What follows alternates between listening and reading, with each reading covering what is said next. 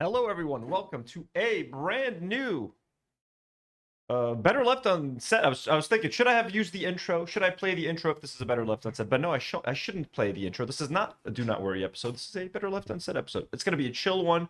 It's just me and James, Uninformed Leftist. Comrade Casey's not available tonight. I have like some topics that I prepare all the time, like, I'm always working on some stuff, putting some things on the side. We might talk about a few of those things today. We might just keep it chill and talk some fun stuff. I think I'm overloaded on depressing stuff. Not depressing, I mean my reality. And again, my reality is not nearly as bad as the people of the South, as the people in Dahye, our Lebanese brothers and sisters, Akid. So I'm complaining without going through an ounce of what they're going through. Let me just get all of the topics on a sheet of paper. That way I can easily open up some links. Just waiting for James to hop into this call. Haley, hello. How's it going, Haley? McG, hello. Scouty Paws, hello. Marina, hello. Sarah Huaydet, hello. Strawberry, hello. Ravy Baby, hello. Haley, it's been a minute since we've seen you in chat. How's it going? Let me copy these things. This is very chill. This is like super... And I know we're the worst at planning. Myself, James, and Comrade Casey, we are not the best at planning, guys, okay? And plus, I'm going through a war. All right, a war. Everyone, cut me some slack. Some slack. Okay. Yeah, that's a bunch of stuff. Maybe I think I should start. Let me just make sure James isn't here yet. I'll message him again real quick. Chris, hello. Chris, no, I'm not upset at you. If you think I'm upset at you, I don't want you to be upset at me, Chris. From last time. Billy Beelzebub, though. Chris, would you be down to come play Dark Souls with us? By the way, next time, I don't know when Elias and I are going to play some Dark Souls, but we might need a third partner. We might need a third partner. Who's going to message? I'm going to tell him James. James. I'm so bad at typing. I'm live.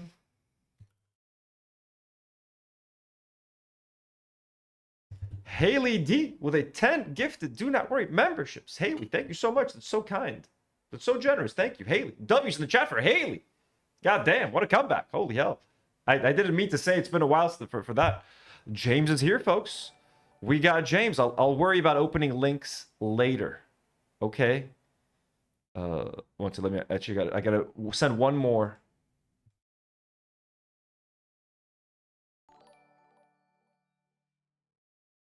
Let me close that up. Admit. I might have to cut away from James for a second. Ding. Hey. Yo. Let me work on that audio. Can you speak for a second? We made it. You sound test good. 1 2 testing test. You sound pretty good. Let me cut to my PC React solo and let me remove myself from here. My little seeing me twice capture card. But bang, there we go. How's it going? Nice to have you. How are you? Good. I'm glad we made this happen. I was telling chat that we are not the best at planning. We're not the best at organizing. No. But I think that's part of the charm of the show is that you never know when you're gonna get an episode. Okay, we say we part of. Sure, yeah, we can call it charm. I think that's a good spin on it. It's part of the charm. And I'm currently living through a war, so everybody cut us some slack. We got James checking up on me, being like, "Are you okay? Are you all right?" So. Yeah, well, yeah, I have mentally. Yeah, it's just not good, man. Every time I hear about Lebanon, it just gets worse and worse, and I'm like, God damn, bro. Yeah, so I'm definitely feeling for you. So I'm glad that you're able to, hop on here and, you're not under too much stress, and hopefully we can just chill and relax a little bit. We can. Here's what I'm gonna do as well. I'm gonna one second. I'm gonna cut to my screen. Actually, no, it's fine. We got the members are still rolling in from Haley's 10 gifted subs. Thank you so much, Haley. Thank you so much. We can. Let's go. What do you feel like talking about today? There's a bunch of stuff that I put in on the doc. I'm sure you saw like Iran and just more horrible shit, and we can look at some dark things. I saw you were reacting to the no Kings protest. Yeah, Oh, I was doing a little bit of No Kings. Let me make I thought that okay, so the No Kings protests were like fine. They were pretty good. But the real funny things is seeing the reactions from conservatives to the No Kings protests. Mm-hmm. Like this one guy threw up a picture of like some cups that had fallen out of a trash can, and he's like, leftists at the No Kings protests pollute the environment. Apparently no kings also means no cleanup. Republicans are saying that? Yeah. It is like 6 cups that had fallen out of a trash can. He threw up 4 different pictures. 2 of the pictures were of the same trash can. And then the other 2 pictures were of some garbage bags that like volunteers were packing up and throwing it away. That's so funny. Oh, we got Ethan's basement in the chat. What up, Ethan's basement? How's it going? Ethan's basement. How you doing? Hell yeah. An OG. So by the way, guys, just welcome. This is episode 5, I think. Episode 5. Yeah. I have it down as episode 5. I have it We'll down. have to say 5.5. Because our first ever was episode 0. I don't know why we decided to be smart with that and do episode to confuse us for the rest of time. I know. So we're at this is episode 5. Welcome. And we're just gonna be chilling. We can talk about No Kings. We can talk about. There's some things. You're a Lord of the Rings fan? Last time we talked, didn't you say you liked? Oh yeah, Lord of the Rings updates. Did you hear about that movie? Stephen Colbert writing a Lord of the Rings movie. Stephen Colbert is writing a Lord of the Rings movie, and like, do you know? Did you read like a synopsis? It's like it. No, what it's the Hunt for Gollum or something? Okay, no, so you're gonna like, or is that a different thing? Yeah. Let me get it. Was it who fucking wrote that original article? God damn. I just want to make sure I have the right like synopsis for it. So let's. Did you ever watch Rings of Power? Yes, I saw both seasons. Okay, both seasons. I didn't like it. Like, I didn't think it was that great. I hate that show. No. And it fucking pains me because conservatives are like, this show's bad because there are black people in it. And it's like, it's just, there's so many different things that are bad about it. Like, I felt like, I don't know. I haven't seen it recently, but I really felt like I was just in a kind of a fever dream going through it. And like nothing was really making sense to me. It was, I don't know. You've probably seen it more recently than I have. No, I saw season 1 when it launched, and I saw both seasons as they were coming out. And like I think while I was watching season 2, it made me want to rewatch the trilogy, like the original trilogy. I was like, God, yeah. I don't want to sit through this. Let me remember what good Lord of the Rings is. I think it's an almost unforgivable series because they had like a $1 billion budget. I mean, I know not all the money went into making the show. A lot of it was like acquiring the rights and stuff. But like the cost per episode was insane. And sure, it looks pretty. Sometimes there's like some nice scenes, but like none of the characters are likable. You don't like any of the characters except for the dwarf character and his dad. I forgot their names. The ones that are in the mines, they're digging through the mines. Those guys were great. I like young Elrond. He's kind of cool. Everyone else was just like, you don't fuck with anyone. So already comparing it to the original, and you have to compare it to the original, to the trilogy. Right. What else? It can't exist in a void. There's like Frodo and there's Sam and there's the whole Fellowship and you love Gimli and you love Legolas and their banter is great. Like the whole dialogue was so shitty and just the characters, man. Like that little town, kind of empty and soulless. Soulless is the way is the word. And like that town, there was like the other, like the elf, and he falls in love with like the mom, and there's like their dumb looking kid Theo or whatever. He has like constant dumb face, whatever that kid does. I'm sorry, bless him. That kid just running around with like that sword or whatever. I'm like, what the fuck is happening? I hate that show. And I hate like Numenor. The characters on Numenor are horrible. The sets look cheap as hell. And I'm not like some like lore expert. It looks like a cosplay. It looks like they got cosplayers to show up and record in it. It looks. Haley D sends a $2 super chat and says, "Picas against pedos." Thank you so much, Haley. By the way, guys, if you do send in super chats, all of that stuff, we split all of the super chats on your. So you're supporting the whole chat. You're supporting everyone here, and Comrade Casey's not here, so better for James and myself. I'm kidding. We're kidding. Yeah. We're kidding. Casey, you'll get your cuts. If you're gonna support today only. Only support today. Next week is a split 3 ways, folks. We're joking. We're joking, folks. No, honestly, respect to Comrade Casey. It looks like he's chilling outside, and it is a very nice day in Minnesota right now. We want happy birthdays for Comrade Casey's grandma in the chat. Happy birthday for Comrade Casey's grandmother in the chat right now. Oh yeah. But yeah, that series fucking sucks, man. That series. So okay, let me tell you what. Did you watch the reveal video? No. What's the reveal video? Let's watch it. Okay, let's watch it. Let's watch it. Let's do the whole thing. Also, we'll watch. I kind of want to go over this later, but have you seen? Like, I know that you're getting into Legos. Have you seen the Iran Lego videos that they've been releasing? They're making Iran Lego videos. Well, it's like AI Lego figure Trump. It's so crazy, it's so weird, but I've been fucking cracking up because it's so ridiculous. Dude, you have no idea all the Lego that I've gotten recently, dude. I've gone down the rabbit hole hard, and now that it's like war, I'm like stocking up on Lego before they cutting electricity, because like Egypt right now, they're cutting electricity because it's harder to get gas. The government is going to start decreasing how much governmental electricity they supply us here in Lebanon, which might actually affect my streaming schedule. I'm now going to have to stream depending on when I have electricity, because there's going to be oil shortages and oil is going to be too expensive to buy. I'm literally going to have to change the times that I stream depending on when I have electricity now, because of this fucking war. They're killing on average 4 Lebanese people a day. Like, by the way, we're about to talk about a lot of bullshit and stuff, but please keep in mind they're killing 4 Lebanese kids a day on average.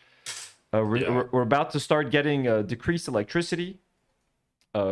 Everything, prices are skyrocketing, like across the board. Food, gas. My power bill was fucking insane last week. It's about to get crazier now. You know what I mean?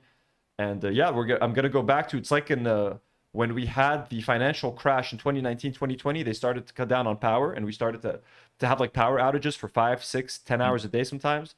It looks like we're starting to head back. We're circling around that just because of this fucking war. It's fucking crazy. Yeah, and it's just like it's so crazy. And I know we're like, oh, let's not talk about it. Let's talk about fun things. But it's so crazy to me that it's like people have just given up so much on any kind of reparations or justice for Gaza that it's like now that's just become a vernacular where it's Israel saying, oh, we're gonna use like the Gaza method against southern Lebanon.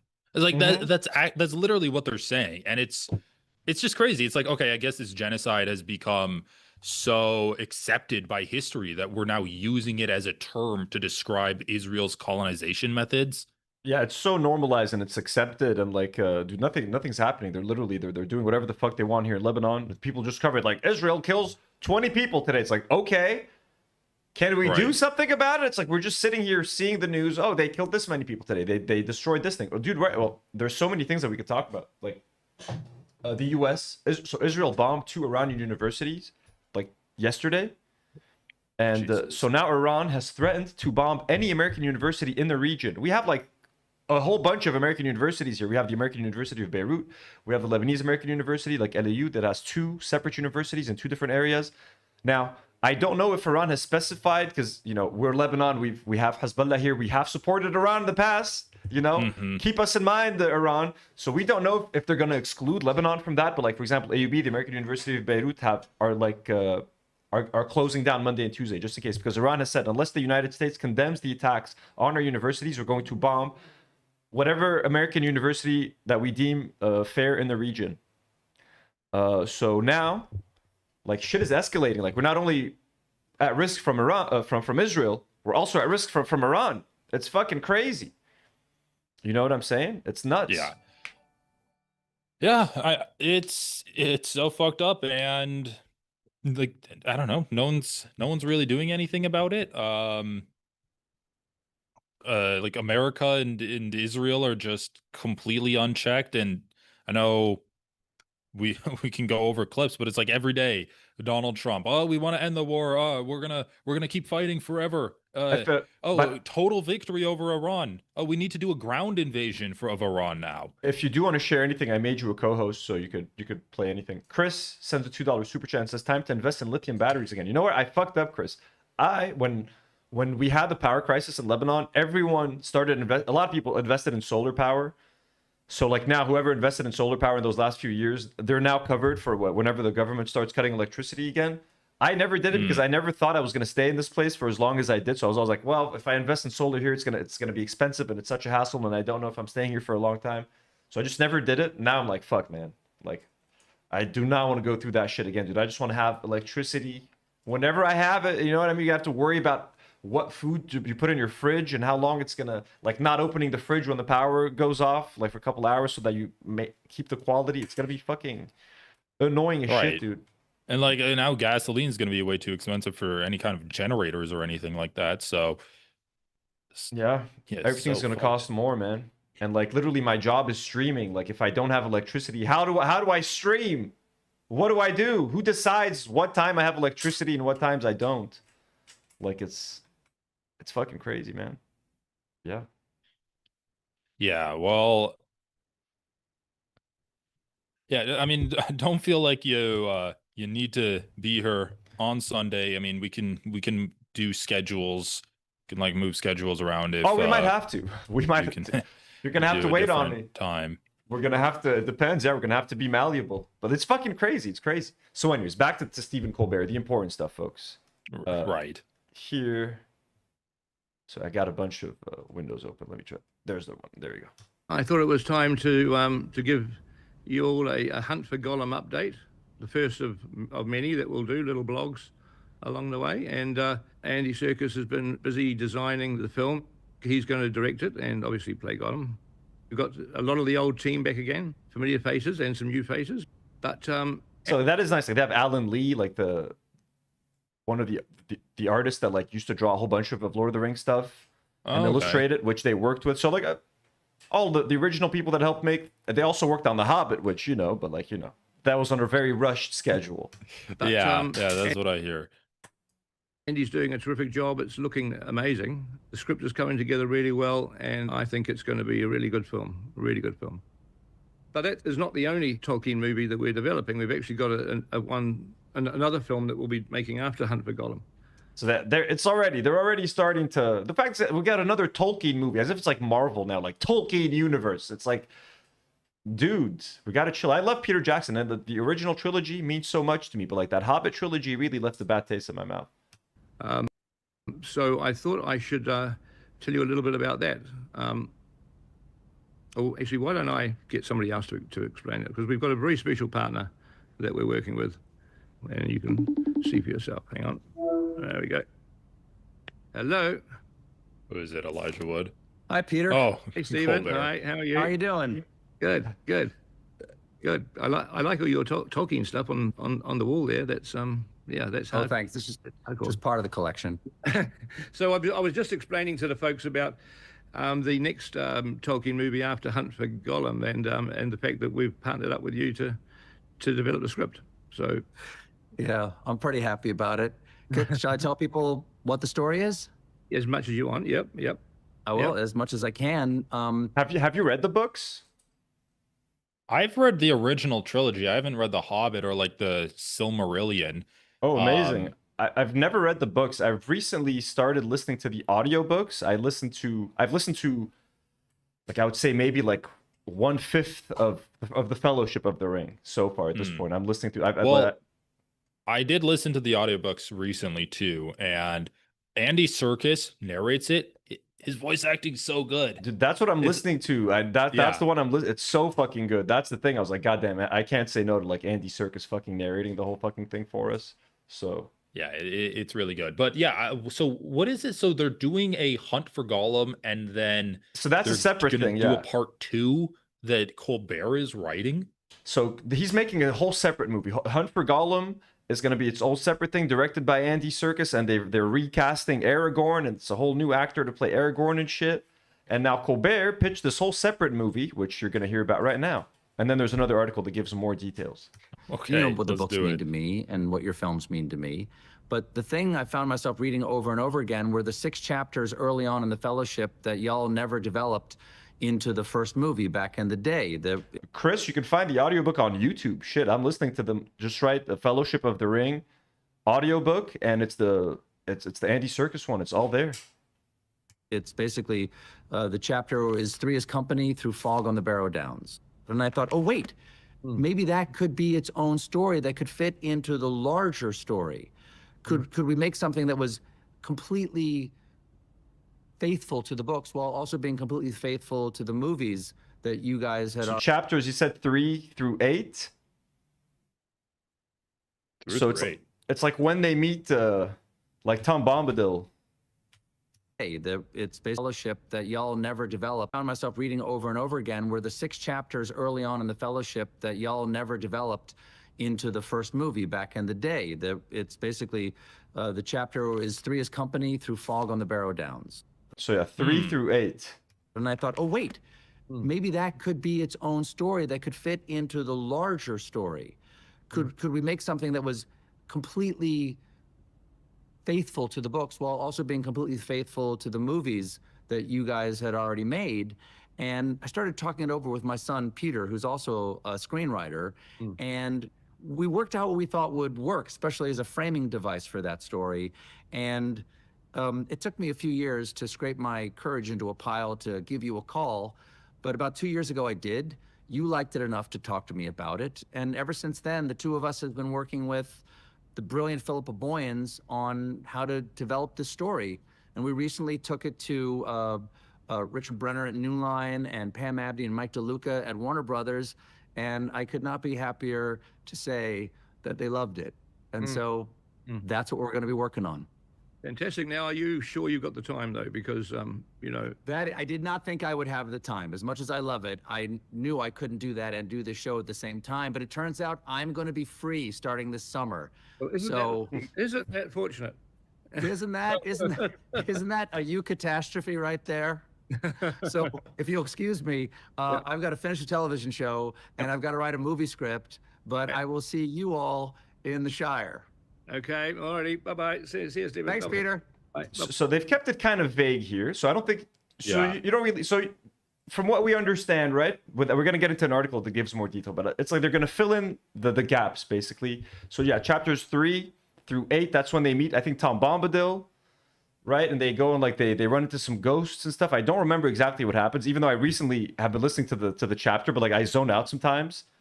Also, Yeah. the audiobooks, I'm sorry, that's so funny. Like the liberal use of the word gay is so funny. The way they use, or queer, sorry, queer. The way he uses the word queer is so funny in the book. All hobbits are. It's just the way it uses it is so. It's kind of funny. Yeah. It's always surprising. That pulls you out of it. It's just like because sometimes I hear it as like the modern interpretation, how as like the insult or something when people like use it negatively. So it's just always kind of funny when you hear that word being used like that. The book was written a very long time ago. They just mean queer as in like different. This A little these strange. hobbits sure seem a little queer. I'm like, come on, like this. It's funny. So it makes it seem like they're just gonna fill in the gaps. At first I was worried, like, is this gonna be like a prequel and they're gonna de-age them and they have to, because everyone looks way older. They're gonna be wearing wigs. Is it gonna be like that? You know what I'm saying? Like, because how do you go back and film in between? Because this happens like before they get to Bree and Fellowship of the Ring, before they get into that bar and stuff. Oh yeah. You know, queer Well, means I mean, odd. it's probably just going to be a different cast altogether, right? They're not. Are they? You think they're going to try to make it look like Elijah Woods? So here's what's actually gonna happen. I'm just checking the chat. Yeah, queer means odd. That's what they're using it as. I know, but in my when I hear it, because a lot of people accuse hobbits of being gay, like not accuse and or like they'll say that there's like a gay connotation to Sam and Frodo, which is not true. They're just very good friends. Okay. But hey, if they were gay, I mean, Sam literally got home and like had 3 kids in like 2 years. The guy is the opposite of gay. But it was a long journey. It was a long journey. But I mean, there's always that like connotation that hobbits are gay. So to just hear the narrator be like, "He's queer hobbits," it's just kind of funny. It was a long journey. Let me minimize this a little bit again. Let me get you the other No, article. the gayest book that I ever read was The Picture of Dorian Gray. That is a very good. I just finished reading that. It's pretty fucking good. But yeah, Never read that. It starts off and it's like three young men were lounging in the gardens together, commenting on each other's beauty. And the guy's like, "Yeah, I make it a point of not telling my wife wherever I go." And yeah, it's like Oscar Wilde, I guess, is theorized to be gay, and he wrote uh, a lot about like how the pretty young men of the city of London and their seedy activities that they hide from society. So it's a very gay book, but it's also very good. That could be your next read. It should be. Or audiobook. Chat is the audiobook could be more fun. Chat is debating whether Sam is bisexual or also Gia the Dead says will they wear wigs? They're gonna have to wear wigs because they're all bald. At least Pippin is definitely bald. Yeah. So here's what they're doing. So here's what's happening, folks. I'm gonna read you the synopsis kind of. And it's not what you think it is. Where is it? Okay, there we go. The film's official logline reads 14 years after the passing of Frodo, Sam, Merry, and Pippin set out to retrace the first steps of their adventure. Meanwhile, so it's just the story of Fririn. It's like a sequel. I don't know what the fuck the story of. It's like it's taking place 14 years. So Frodo's dead. Lord of the Rings Beyond Journey's End Reunion. That's what we're getting right now. It's like the Goonies reunion. Meanwhile, Sam's daughter Eleanor has discovered a long buried secret and is determined to uncover why the War of the Ring was very nearly lost before it even began. So it's like a reunion between Sam, Frodo, Sam, Pippin, and Merry. Like, to me, I don't like this. Look, I don't like both ideas. To me, they should fucking let this thing go. I don't even like the idea for the Hunt for Gollum. Like, who's craving for a Gollum movie? They already made a Gollum video game, which, like, flopped and everyone made fun of endlessly. Like, Gollum is good in doses. Like, a little bit here. Like, they would cut to Gollum scenes in the movies. You know what I mean? Like, you spend 5 minutes with Gollum and Sam and Frodo. Then you cut away to, like, Legolas and Gimli and Aragorn. Then you cut away to, like, Rohan. Then you cut away to, like, someone else. Yeah. And then all these different storylines happening. If it's just a fucking movie of, like, people going after Gollum, like, holy shit. So already, I'm not a fan of that whole idea. And now the second movie is like a reunion, but, like, that's the beauty of the end of the Lord of the Rings. Like, it ends, and the whole point is that Sam gets to live, like, a normal life, and the normalcy that Frodo couldn't achieve because he's sort of, like, tainted by the ring, and, like, that's always going to haunt him, and, like, he's never going to be able to heal from that. He had to, like, go away, and Sam gets to live out the rest of his life, and he got a family, and he had a daughter at the end, and you see him walking in, and, like, that's it. It ended perfectly. They saved the Shire, even though in the books, like, they don't get to save the Shire, right? He gets, like, fucked. The scouring of the Shire. Right.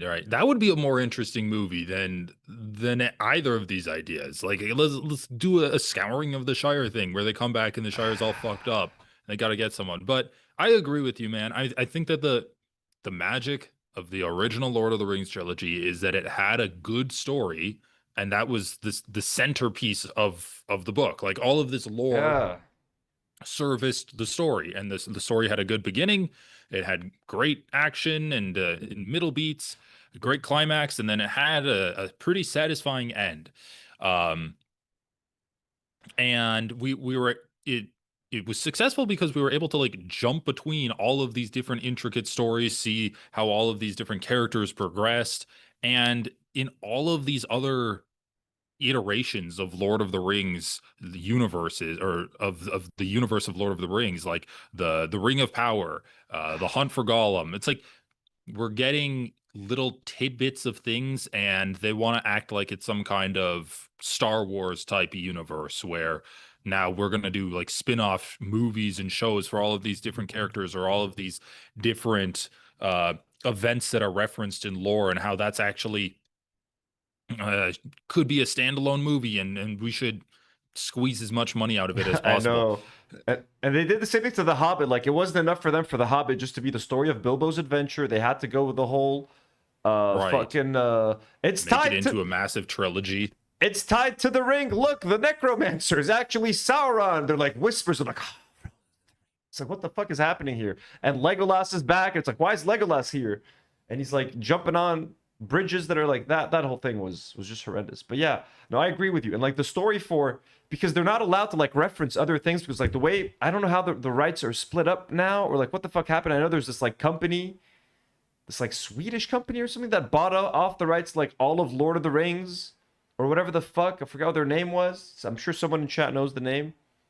But like, so They only bought out Lord of the Rings. yeah, or like at least the rights to make like movies and stuff. So like the Amazon series is only allowed to work to touch on stuff mentioned in like the some appendices and like this and that.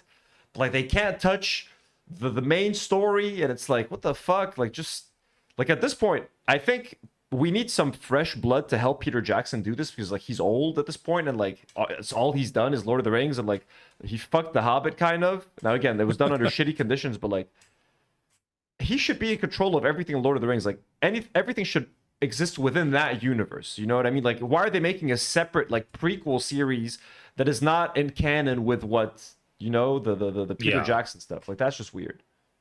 I don't like that. And okay, so like look, this is my thing. What, even if it's good, right? What does it really matter that it's part of the Lord of the Rings? Like people love the original characters, they love the original story, the journey that all of those characters go on, the themes, like the battles, the castles and stuff. People love all of that aspect of it. It's not like just because it's in the universe of the Lord of the Rings is going to make people inherently interested in it. It's not going to make the story or the movie or the TV show or whatever they end up doing better just because it exists in the universe of the Lord of the Rings. And I think that's kind of what the showrunners of the Rings of Power were thinking. Oh, we're going to make this in the Lord of the Rings universe, and that's going to mean that it's automatically going to be better in the eyes of our viewers, right? It's almost like they're going to forgive us on some of our shortcomings for this show because it's in a Lord of the Rings. Lord of the Rings. And no, dude, it was so distracting to me, because the whole time I'm like, it just didn't feel, you saw both seasons, right? You finished both? No, I didn't watch season 2. Are you kidding? I barely finished season 1.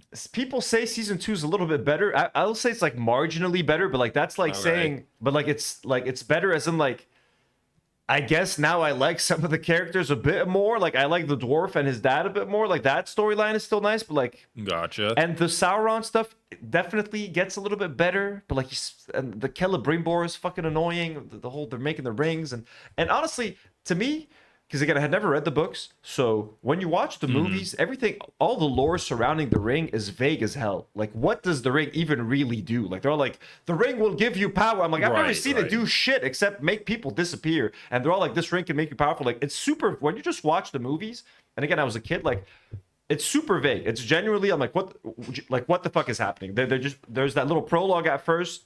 They made the rings, 9 were given to men, 7 for the dwarves, 4 for the elves, and like, there was one ring to rule them all, and like that's it, and it's always trying to get back to its master.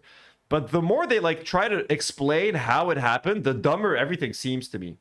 It's kind of like, it reminds me of Attack on Titan. I like the first season, then the more they start explaining what the Titans are and where they're from, I'm like, stop explaining, just stop right there. It was better when I didn't know. Just stop it with the lore. Lord of the Rings, at least the way the show's doing it, I'm like, how's that's how they made the fucking rings, and everyone just like fell for it, and like no one could tell this guy was like fucking Sauron the whole time. Like to me, it's just like, yeah. Like, I don't want to know anymore. Peeling the curtain back. Yeah. Well, that's because. Did you ever watch that Night of the Seven Kingdoms show? Yes, it's dope. I liked it. It was fun. Yeah, I liked it a lot too, and I think it's like, I think it kind of does the opposite of what we were just talking about, where it's like, it's, you know, it's set in the Game of Thrones universe, so it has that built-in audience, but it's also just a good show. Like, because even like, I'm just thinking about it, even if this movie's good, it's like, what are we gonna get out of this? It's not going to really enrich people's understanding of the lore and the world of Lord of the Rings. Like they're just seemingly rehashing content that the movie skipped out of convenience because it kind of like detracted from the plot. But now we're going to get into that instead of just saying that, oh, and they captured Golem after tracking him for a long time. Now we're going to have to go into painstaking detail about how they capture Golem. It's like the best thing possible is that it's a decent movie. I guarantee you, I promise you, and that the sequel to Lord of the Rings, the one they're doing like 14 years later with old Pippin, old Merry, and old Sam, I promise you, there's gonna be a scene where Pippin sings again. They're like, "Oh, Pippin, can you sing for us like you did 14 years ago?" And he's gonna have a song. I swear to God, I'm calling it now. They've just announced this movie. Pippin will sing, and it's gonna be like an emotional callback to "Home is Behind." They're gonna fucking do it. They're not gonna sing the same song. He's gonna sing another song. And I know hobbits sing all the time, so that's like a cop out. It doesn't count if him and Mary are singing like a fun bar song, a fun drinking song at the same time. We're not gonna count that. It's got to be like a It has solo, to be an emotional beat. an emotional song. Pippin will sing an emotional song in that fucking movie. I promise you. Old fucking Pippin. God, this movie shouldn't. What are they gonna do? What are they gonna do? Like just three old hobbits walk like. And I'm as nostalgic as the next person. And when old Tobey Maguire came back, when they wheeled him in to Spider-Man No Way Home, old ass Tobey Maguire, I got emotional, even though that guy's a fucking asshole in real life, and everyone hates Toby. Those movies. I loved those movies as a kid, so I like seeing old characters come back. It can work, but like, the Lord of the Rings ended perfectly. You do not fuck. It's the best picture. They won 11 Oscars. Like, it's not just us nerds that think it's good. Society has decided these films are great. That's it. Leave them be. I don't need to see old Pippin. I'm sorry. You know how I get my dose of like hobbits. Every time there's a convention, the Hobbit actors always get on like a stage and like do fun Q&As with the audience, and like we'll share a bunch of stories. There's like hours upon hours of footage of that on YouTube. Just watch that. Pippin sings all the time. I just saw a clip on Twitter of him singing the fucking song again at a convention in 2026. It's all there. We don't need to wheel them back out and have old hobbits walking around and be like, "Oh, do you remember when we went to that bar in Brie?" And like they go back into the bar and order a pint. Like, I don't know, man. I mean, I know.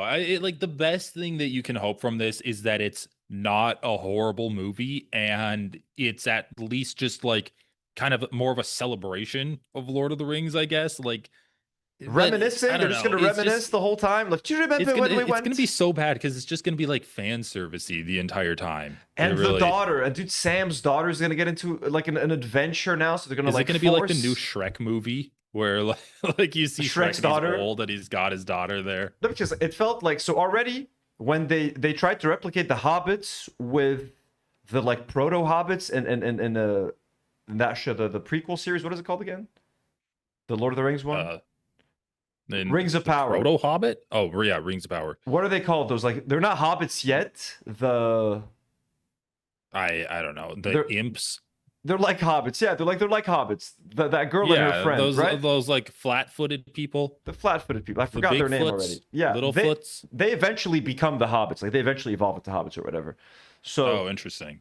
Their relationship, their whole dynamic, their whole story felt like super forced, and they were just trying to replicate another Sam and Frodo. So I feel like this is gonna be, let's bring in a young little Sam and Frodo. This is young Sam. She's gonna walk around and find her own adventure and the mystery. Like, no, I don't like any of this. And I know that Colbert is a Tolkien expert. I know he's like a Tolkien fan, and like he's got legit credentials when it comes to that. And apparently his son is a screenwriter, and Philippa Boyens, who also co-wrote The Lord of the Rings, is helping. But like. Well, there is an aspect to this that we might be overlooking. For some reason, a lot of Christians love Lord of the Rings. I think they see some kind of like biblical allusions to it. I think he was very Christian, and I know like he is very Christian, and it's very Colbert good. Is. Well, they're also like Tolkien, I think, and there's a lot of themes of like good and evil, and he viewed like the ring is technically there to represent like temptation and like anything that distracts you from being like a good person. Wait, so I heard something loud. It's not an explosion, I don't think. I think either the cats dropped something or something happened outside. Okay, good. But yeah, we are overlooking the fact that this could be a Christian fundamentalist movie, but it probably won't be. But to play devil's advocate, I know Anthony hasn't seen it, but Frieren Beyond Journey's End is actually a really good anime, and I think it's an interesting take on the like classic adventure trope. Haley D sends in a $5 super chat and says, "Simru appreciation, fork imperialism." Orc imperialism. Anthony, Let's do you go. watch anime? Miles Murphy, thank you so much. Thank you, Haley, and we all appreciate. Is it Kimru? Did I read that wrong? Kimru? Sorry. What were you saying? Do you watch anime, Anthony? I do not a lot. I've been watching it more. Like I'm watching One Piece now. I watched the live action. I watched You're watching One Piece? That's your first anime? No. I've seen Dragon Ball. I used to watch Pokemon. I watched Hajime no Ippo. I've seen a lot of Attack on Titan, but I didn't finish it. I got sick of it. I started Demon Hunters, not Demon Slayers. Is it Demon Slayers? Like a couple months ago. Yeah. I've seen a few episodes. So I don't watch a lot of anime. It's not my primary thing, but like I do like it, and I'm trying to get into more of it. So I've started One Piece recently. I love the Netflix live action, and I've started the anime. And I also ordered the Lego One Piece. Which one? The Going Merry. The Going Merry. I ordered the Going Merry, man. I had to have it because my girlfriend's also watching it with me. And she's enjoying building the Lego with me. So okay, I ordered it, man. I ordered that shit. Should be getting it the next couple days. I don't know when I'm gonna build it because I want to build everything on stream, and it just feels weird doing fun streams. But yeah. But the reason I bring it up is because, well, first of all, it's crazy that you're watching One Piece. Is like, I don't know. I was like a semi-anime person. Like that took me all of college to catch up on. Don't think I'm gonna watch because it is overwhelming. Like 1,200 episodes, and they still have like I don't even know if they're close to the end, and like they haven't found shit. Like every time they mention something in the live action, so like I already googled have they found the One Piece? Obviously now they're like no, they still haven't found the One Piece. I'm like okay. The chef dude keeps talking about the fucking the All Blue. I'm like, have they found the All Blue? They're like, no, they still haven't found the All Blue. I'm like, what the fuck? Like nothing. So that's so funny. That's so funny to describe the series as like they haven't found shit yet. Like they gave the dreams and they haven't achieved any of their dreams. No, so then at one point I literally Googled, have they found the Grand Line at least? Like, did they get to the Grand Line, or are they also like, no, it's 1300. They're still looking for the Grand. At least I know they're at the Grand Line. And in season 2 of the live action, they're already at the Grand Line, which is nice. But oh god. But anyway, for some reason, there's a ton of D&D animes. And I was thinking about it because there is a possibility that this movie is good. And it really reminds me of this anime that I've been watching a little bit of more recently, which is called Frieren. And it's called Frieren Beyond Journey's End. So let me give you a synopsis since this is our like lazy stream where we just talk about fun things. I'm gonna turn the light back on. One second. All right. I'll give chat a synopsis. They probably know already, but anyway. Frieren I'm back. Frieren, it's like an immortal elf and in a world with like humans. So obviously the humans all die off as the elf stays the same. The story the anime begins at the end of really like what would be the classical story. So she was part of a group that like killed the Demon King, right? And so the anime begins right after they finish the Demon King. But then she just fucks off and like she comes back 100 years later and they're all old and then they die. Like all of her friends are old and die. And but she's the only one back. She's still alive because she's immortal, and she doesn't really appreciate any kind of the bonds or anything that they did.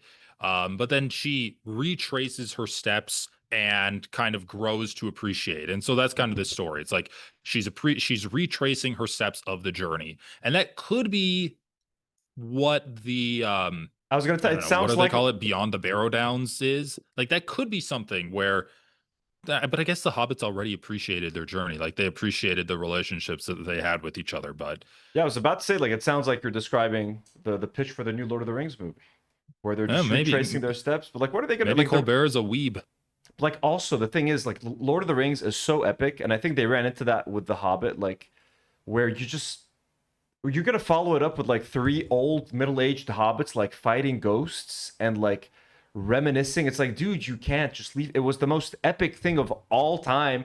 Then when they were making The Hobbit, they already had that fear like, oh shit, but it's not epic enough. Add more stuff, more CGI orcs, 3 movies, make it a trilogy. It's like, what is happening? It doesn't need to be this crazy. The book is like 50 pages or some shit. Like, it's a tiny little children's book.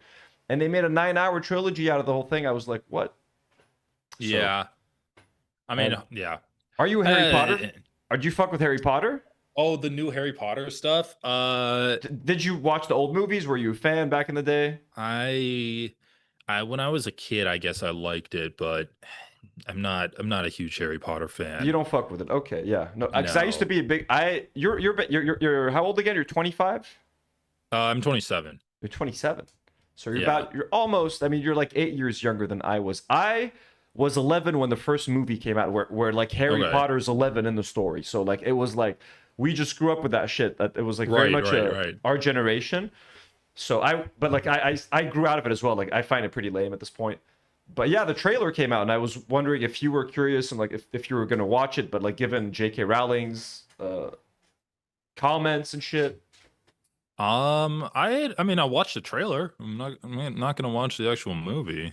What'd you think of it's a series? It's gonna be it's a whole thing. It's a series. It's an HBO series now. Yeah. I saw that like people are mad that Snape was black. Yeah, people are angry. There's whole AI rap songs already with Black Snape. They've already made like it's insane, dude. It's insanely racist.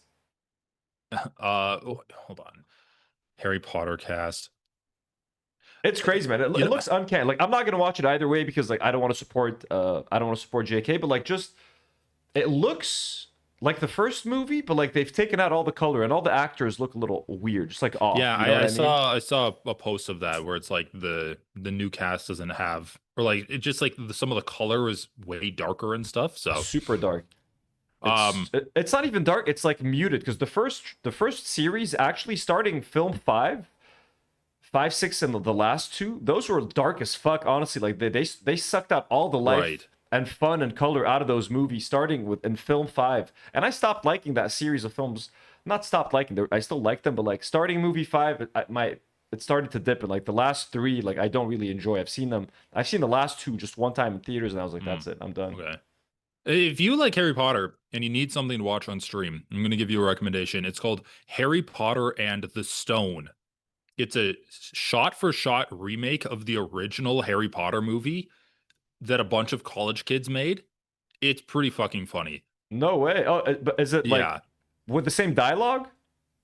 Same dialogue. It's just like overacted, completely cheesy. They have like a woman playing Ron and a man playing Hermione. Dumbledore is 2 people now. Mm-hmm. Damn. Oh, that's funny. They split it up into 2 people. Yeah, watch if you need something to watch. That's just on YouTube. Harry Potter and the Stone. Harry Potter and the Stone. Chris says Azkaban is where it started. Yes, Azkaban, I agree. It got darker, but there was still, and like the story and the themes got darker, but I still liked it. It was getting mature, but there was still a sense of magic and wonder a little bit. Even in the 4th one with the Triwizard Tournament, that shit was fun back in the day, and all like those other schools coming into Hogwarts, and you had all these different like students from all around the world interacting. Like that shit was fun. Starting with the 5th one, that shit got just like dark and. So what even is this HBO? It's just like a television show remake of the original few movies. They're remaking essentially every book is going to become a full season of TV. They're remaking every book is going to be one full season of television, starting with the first book, and there's 7 books in total, so they're going to make 7 seasons presumably. The movies, there were 8 because they split the last book into 2 movies. Okay, interesting. But that's what they're doing. Yeah, it's a lot of fucking remakes, man. Like, I don't know. I've not been loving all of the remakes that have been made over and over again, constantly, and it just feels like, I don't know, what the heck is going on? Okay, there we go. Yeah, I don't know if you play Fortnite or anything, but it's like the crossover shit that Fortnite hits you with, and just the incessant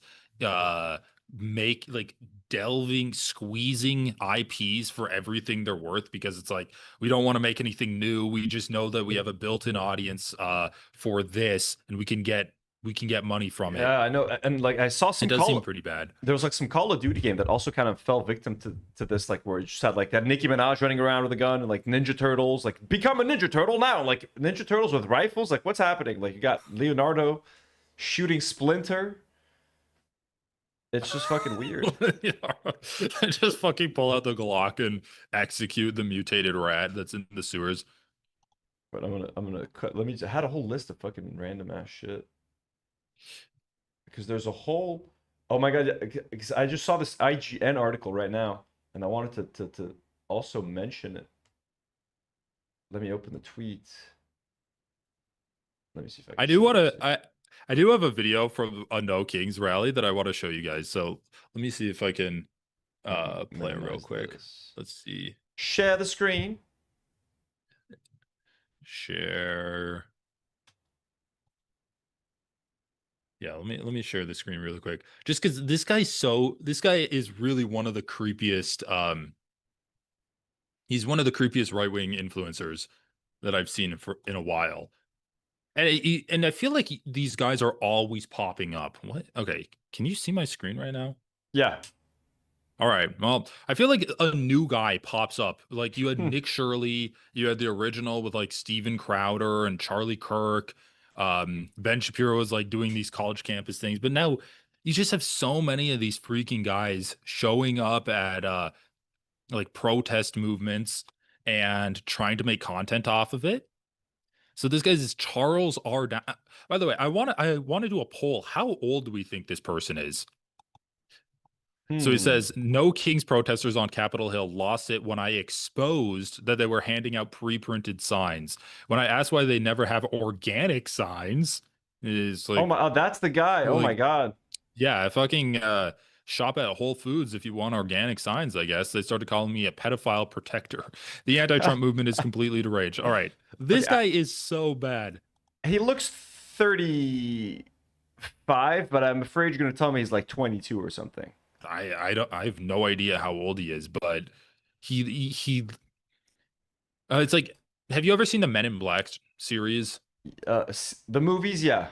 Yeah, there's like a character in there that is a bunch of bugs wearing a human suit. Oh my god, yeah, that's so accurate. That's kind of the vibe I'm getting from this guy.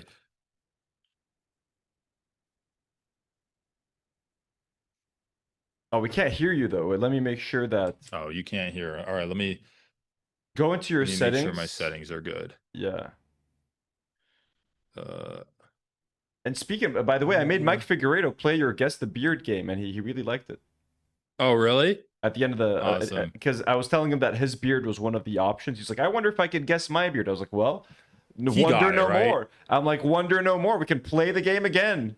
So we played again. He got it. He got his own beard. He did. All right, fuck. Share So screen, settings, video, or here we go. Yeah, scroll down. Yeah, audio. Like, yeah, and then stereo. Speaker, microphone.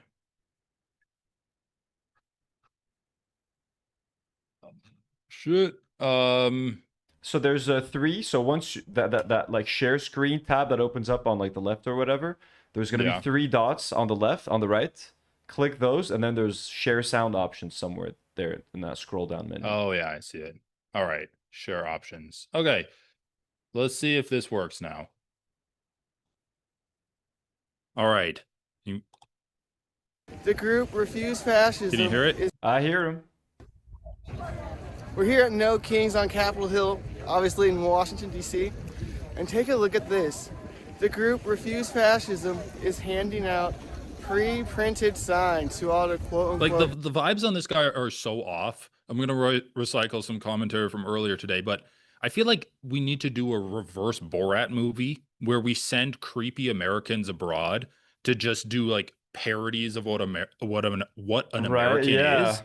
So we need to send this guy to like Azerbaijan or something to just be like, this is like the classic American pedophile guy. They've also ruined the color red. Like Republicans have monopolized. Like that's it. I can't see like a full red whatever outfit, tie, hat without just automatically thinking, dude, Republican. Dude, I get so many bad looks when I go to these rallies because I'm wearing like a flannel jacket and like a hoodie. And unless my girlfriend's with me there to like give me some cred, people isolate me and they're like, "Oh, you're just a Fed, right?" Like I go up to talk to people. I'm like, "So, like, how'd you hear about this protest? Like, what are you here?" And they're like, "I don't want to talk to a Fed. You're a sketchy person." And then you get like this fucking creep like slithering his way in, and it's like, "I live these organic. Where are all of the organic signs?" He is so slimy, dude. He's so slimy looking. All right, but I love the response that he gets. So let's see. The group Keep in mind, this guy posted this video. It's not like someone clipped it from his stream or something. Dude. He posted it to Twitter. Fascism is handing out pre-printed signs to all the quote-unquote protesters arriving. Isn't that interesting? And if you take a look, oh god. They're really angry I busted them, that they're handing out pre-printed signs showing none of this is organic. I'm an agitator for videotaping them on Capitol Hill. They don't like me because they're busted. Yo, why do you guys never like bring your organic signs? Like, yeah, like you're always... Why do you never bring your organic signs? They're like, organic? What are you talking about? His profile is even worse. And so he misunderstands the word organic, I think. Like he's using it in two different contexts. At first, I thought he was talking about like, this is not organic. Like these people are handing out signs. It's not people organically bringing their own signs. So it's like a manufactured protest. Then he switches to like, these aren't organic. They should be biodegradable. Organic.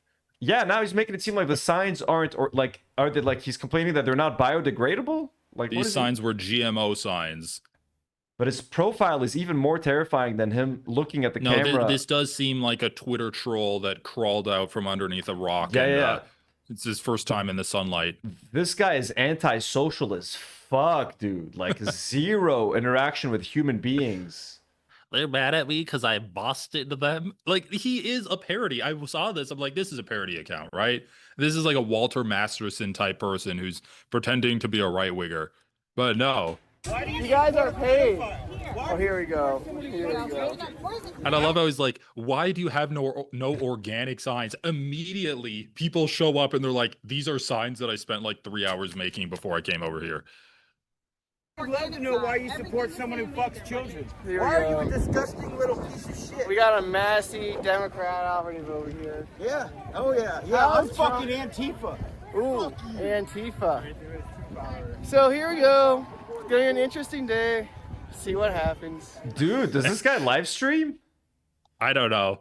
Does he have... I feel bad for this person. That's his name, Charles R. Charles R. Downs. Wait, what did can you scroll down to Cal Kalinski's response? You support an element. Shut the fuck up, bitch. God, I love Cal Kalinski's tweets. It's so funny. Yeah, Kyle's so good. Yeah, these people they're so bad. There was another tweet I saw where it's like a guy's just like, not a lot of turnout at the Capitol today, only 50,000 people. And he's like, the Democrats have just been losing steam. And it's just like the accurate reporting is like around 200,000 people showed up at the Minnesota Capitol. And then the next, so you go from a guy saying, oh, it's only 50K, not that many. Then the next tweet is a woman saying, only 200,000 people showed up at the Capitol today. It was a free Bruce Springsteen concert. And my thoughts are only 200,000. That's crazy, these people, they have no actual, they can't actually, they have nothing to say against this. Like, what's this? Another right-wing provocateur here, Nate Friedman. Oh, this dude, yeah, this guy's fucked. Like, this guy, like, will bring like ham to like a Muslim, like to like a mosque or something, right? Christ. Like, I think he's that dude who like he tries to be super outrageous. All right, well, let's see what he has to say to this lady. Mostly people who look like you and I just it is not for black people, for people of color to get out on the street. They're at risk when they do that. If anybody's going to get arrested here, it's going to be a black person. It is not safe for them, and they don't need to participate. We need to walk in their name. Gotcha. Okay. Wow. Okay. What do you think about voter ID? Do you think it's racist? But he just that's all he Jesus. has to say about that. Wow. It's like she's like we are just getting out of an occupation of whoops, we're getting out of an occupation. Shit. Here, let me mute this real quick. A I'll local keep playing it. occupation. Racist? It's 100% a tactic to control the population and prevent people from voting, so that the only votes so that the gerrymandering can work, so that white voters can vote in white Christian males. Have you been voting blue most of your life? I voted blue in the womb. Ah, wonderful. Yeah. If you had to vote for a Republican, J.D. Vance or Rubio, which one would you pick if you had to? I would slit my throat. Really? Yeah. Jesus. Yeah. I mean, I thought he would actually try to hit her with a gotcha, but his only thing is like, I'm gonna record white liberal people and post it, and then we'll like make fun of it. I That's guess. so fucking annoying. I don't think he's the guy who does the extreme stuff. By the way, I don't think that's him. By the way, someone said someone said something interesting in the chat. Libiology says, as Brittany Simon says, Kyle Kalinski's approach of being a lefty edgelord is not it. Sometimes I find it kind of like effective, or at least I find it cathartic, because you just want him to yell at people, and he's got just the louder megaphone because he's been around for a long time. He's got a big following. So sometimes I like it when he puts people in their place. Sometimes he might use language, I agree, that is distasteful. But I do think having an attack dog is good from time to time. Someone that's just ready to bark and like kind of bite, and like, because Democrats try to be too nice. And like, we sometimes have to fight fire with fire. So I do think. And guess what? Like, there's personalities for everyone, right? Like, if Kyle Kalinske is not your cup of tea, that's fine. You don't have to watch him. But I think that it is, a good thing that there's someone out there that can appeal to people. Because honestly, Kyle Kalinske is probably one of the biggest leftist voices that does convert Republicans and independents into being more leftist. Mm-hmm. Not just because of like that kind of rhetoric. That rhetoric is probably a big part of it, but because he is going to go on to these shows and ridicule people and not really give a fuck and like say edgelord shit that, might not be the wokest of woke, but it's going to get a lot of attention. Mm-hmm. No, I agree. I was in the crowd yesterday. Tim Walz gave a speech. I thought that Tim Walz's speech was fairly decent. Like, Bernie Sanders came out and he was talking against American imperialism. He was talking about how Iran was doing he was talking about how Israel was doing terrorism in the West Bank, how they were colonizing southern Lebanon, which is more than I was expecting him to say. Tim Walz didn't really mention that, but he did shout out like the Somali communities in Minnesota and how we're not going to abandon them. That seemed to be kind of like a no-brainer to me, that, yeah, we're not going to abandon Somali communities in Minnesota. But that triggered a lot of Republicans. So what Tim Walz said, I'll just paraphrase, but he said essentially, we're not going to, like, our Somali community, they're not going anywhere. Your grandchildren will still be in Minnesota by the time that orange clown is in the dustpan of history. Mm-hmm. Which is, it's fine.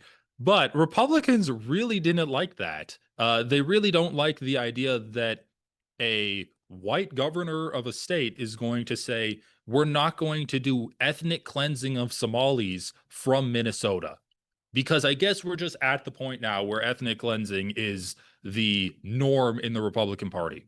So I haven't seen this, but I'm curious to see what this person has to say about it. Let's see. That's crazy interesting.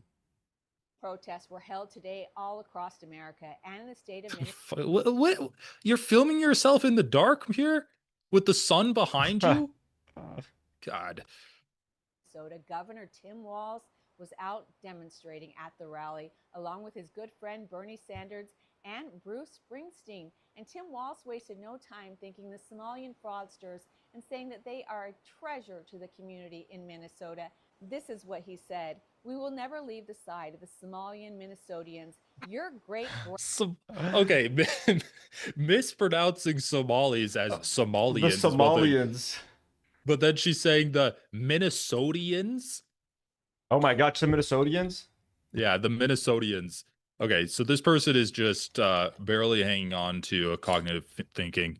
Somalian Minnesotans, your great-grandchildren will be here when the orange clown is in the dustbin of history." Dustbin? Dustbin, lady. After fraud has drained billions of taxpayer dollars from Minnesota, Tim Walz still said this. He said that the Somalian population in Minnesota is seen, they're heard, they're valued, they're loved, and they add strength and value to their state. I'm wondering, if you live in Minnesota, do you feel the same way that Tim Walz feels? Or do you feel that perhaps Tim Walz, after he's done being governor, should move to Somalia? I've seen some videos, and they're building some great things in Somalia with our taxpayer money. Maybe Tim Walz should move to Somalia, and he could be the king of Somalia. Jesus Christ, dude. It's just so disgusting. Like, it's just straight up virulent racism. And like Somalia is one of the poorest countries on earth. Like, why do you think Somali pirates are a thing? Why do you think they need to be pirates? I know. Yeah, like, look, this is the thing though, like, how much credence should we and I can stop sharing this, but how much credence should we really be giving someone like that? Like, are we going to say that, like, I don't know, how much views is that person getting? Obviously, it's a random person recording themselves in the dark on a beach. But, like, I really think that Twitter is like the breeding ground of right-wing propaganda. And that's eventually going to break out. And so we can kind of see it on the ground floor, what conservatives are cooking up amongst each other. And then that's going to be disseminated throughout the entire party and through Fox News and other propaganda outlets. Yo. So people in the chat are talking about Kyle Kulinski being bad. And saying that, like, Brittany Simon has a video about it, but it's a 3-hour stream, I think, which I would love Brittany to watch. Simon? Let's get Brittany on. I'd love to. Yeah, Brittany's down. I already told her. She's welcome on the show. She's super down to come on. So maybe actually we could talk about that with Brittany. Like, she can convince us that Kyle Kulinski, why is Kyle Kulinski bad? But the problem is she's going to make good points and we're going to have to agree with her. And I don't want to stop liking Kyle Kulinski. You know what I mean? Like, I like Kyle, but I also know Brittany's going to make some great arguments. And I'm going to have to agree, like, you're right. You know? And I don't want that to happen because I like Kyle. But yeah, Libyology, I would be down to watch that, but wouldn't it be better to talk to Brittany about Libyology? And almost everyone that was on the fundraiser, I already told them that, like, we'd love to have them on. So they're all ready. Yeah, I'm down. So people are asking, they looked at a picture of Kyle. Kyle looks funny. Kyle was like a New Jersey guy with like gelled hair. Kyle looked very corny back in the day. Then he's now married to Crystal Ball, and he's had like blonde hair for a while now. He's trying to like do the sunglasses cool like shtick thing, whatever. He looks a little cheesy, but I like Kyle. His heart's in the right place. I like his politics overall. I like Crystal Ball. I like her politics for the most part. So I think he's a good person overall. Like, people are saying we don't know him and stuff. I think I would tend to think I kind of like and honestly, Kyle would come on. I mean, he's talked with the Vanguard guys. He'd probably come on to talk with us too. I mean, I could try. I tried to get him on the fundraiser. I tried to get his attention via Twitter. Did not work to get him to come on the fundraiser. Yeah, stream, he does not look at his Twitter replies at all. I've heard him say that multiple times. I'm sure he posts and ghosts. I have no idea how to get his attention. I don't know anyone that knows him. Maybe we reach out to the Vanguard. They have an email. So but I'm reading chat a bit. Sorry. What time is it? I just think it's. What time is it over in Minnesota right now? It's the middle of the afternoon. I'm just fucking tired. Nap time? Yeah, it's like it's midnight now. Oh, it's midnight for you? Well, don't let me keep you up too late. But oh no, we're chilling. Let me see. Let me see if I can talk about something serious. Let me see. But it's all kind of. We can talk about the university thing. Actually, let's talk about something fun. Not fun. Sad, okay? All right. Definitely sad. Let me just find it. Where is it? Where is it? Ah, there it is. Let's just take a second to mourn this person. Let me I just gotta open some links real quick. Guys, we have a tragedy.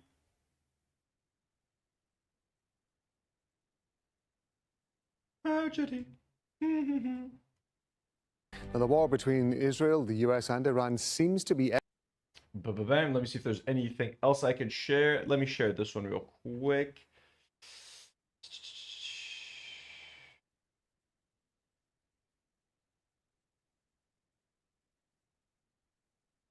We'll talk about more of this like throughout the next couple days, I think. Okay, sorry. Let me share my screen. Okay. So that's I just connecting back to our last topic. This is an IGN opinion piece. Rather than move forward with spin-offs that cling to the original The Lord of the Rings movies, maybe the time has come to give the franchise a full Harry Potter style reboot. Oh, Jesus Christ. Now, this has got to be rage bait. I'm sure they fucking posted this knowing. They're like, why don't you just redo the whole thing as an HBO style TV show? Like, what, do you want someone to come like attack the staff at IGN? Is this what you're trying to do? Jesse Shadeen?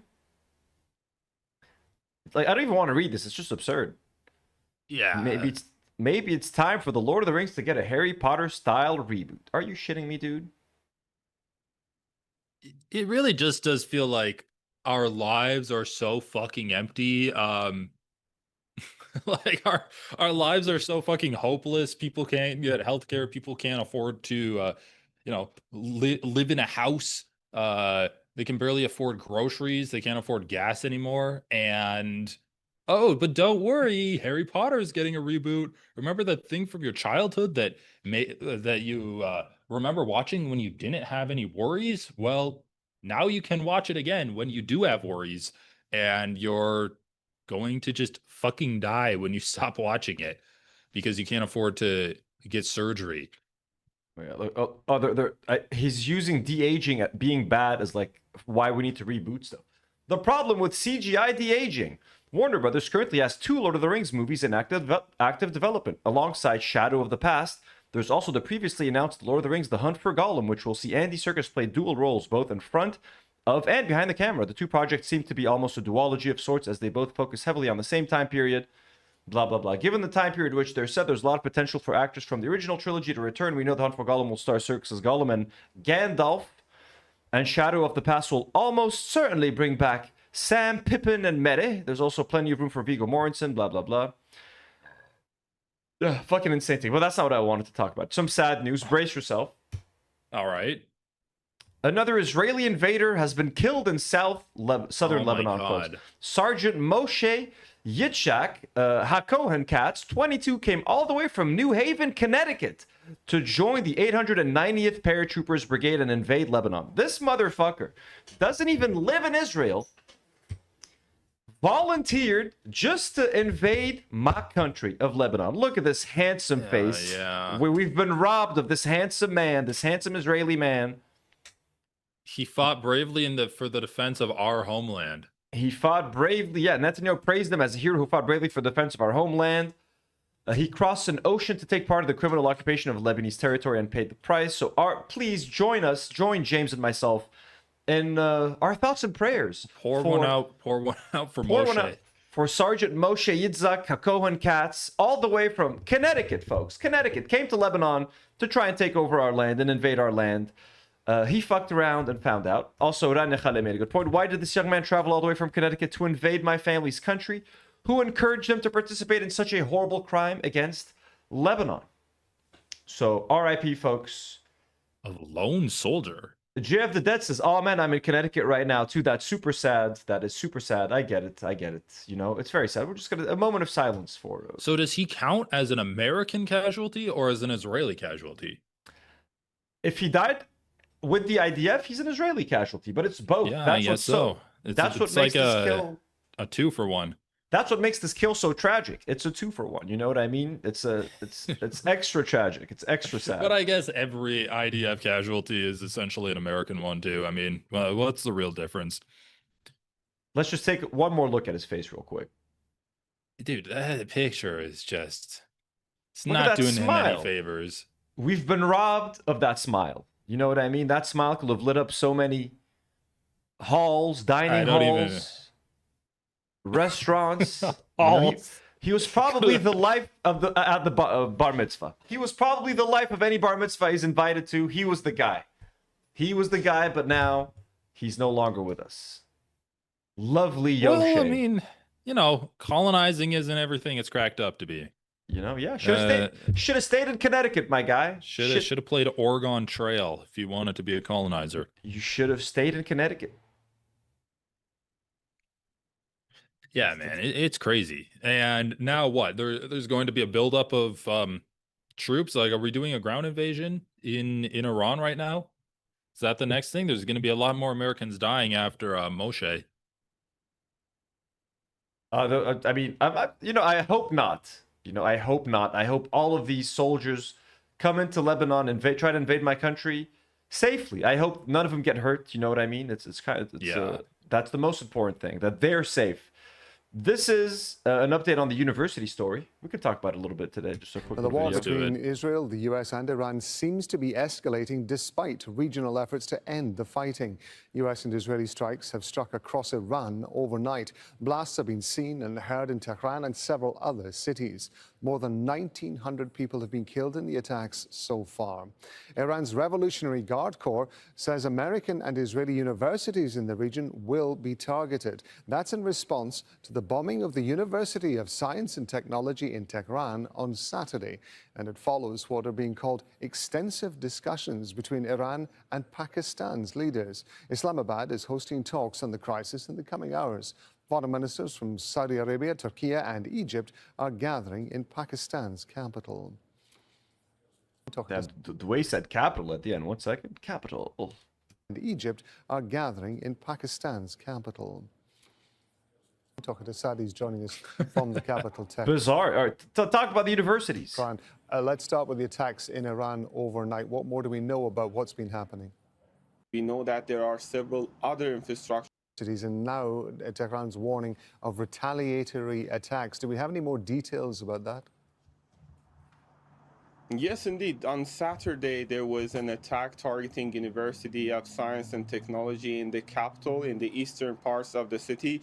And we have to, let me just remind you that the eastern parts of Tehran has been a scene of heavy bombardment since the very beginning of these airstrikes. But speaking of the University of Science and Technology, we know that according to the public relations of the university, some buildings, research-related buildings of the university have been reduced to rubble, as we saw in the footages coming out from that. And there is something interesting. After the attacks took place, there is a banner just at the entrance of the university which reads, "We will never agree to surrender." This is the banner that we see at the entrance of university after the attacks took place. And of course, we know that ahead of these airstrikes, we had Dr. But a bunch of Iranians that live in America told us that this war is a good thing. Why don't you want to surrender to America and Israel? Yeah.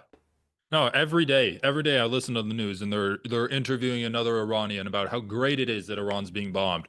And for some reason, all of the Iranians they're interviewing aren't in Iran. It's really interesting. They're all like, "Oh, this one's in Turkey, this one's in America." Yo, Haley with a $5 super chat says that's too bad in response to Yoshe losing his life. Hopefully the goon platoon redacted him one last time. They had to. We could say milk him. They milked him. He has been milked. Quick.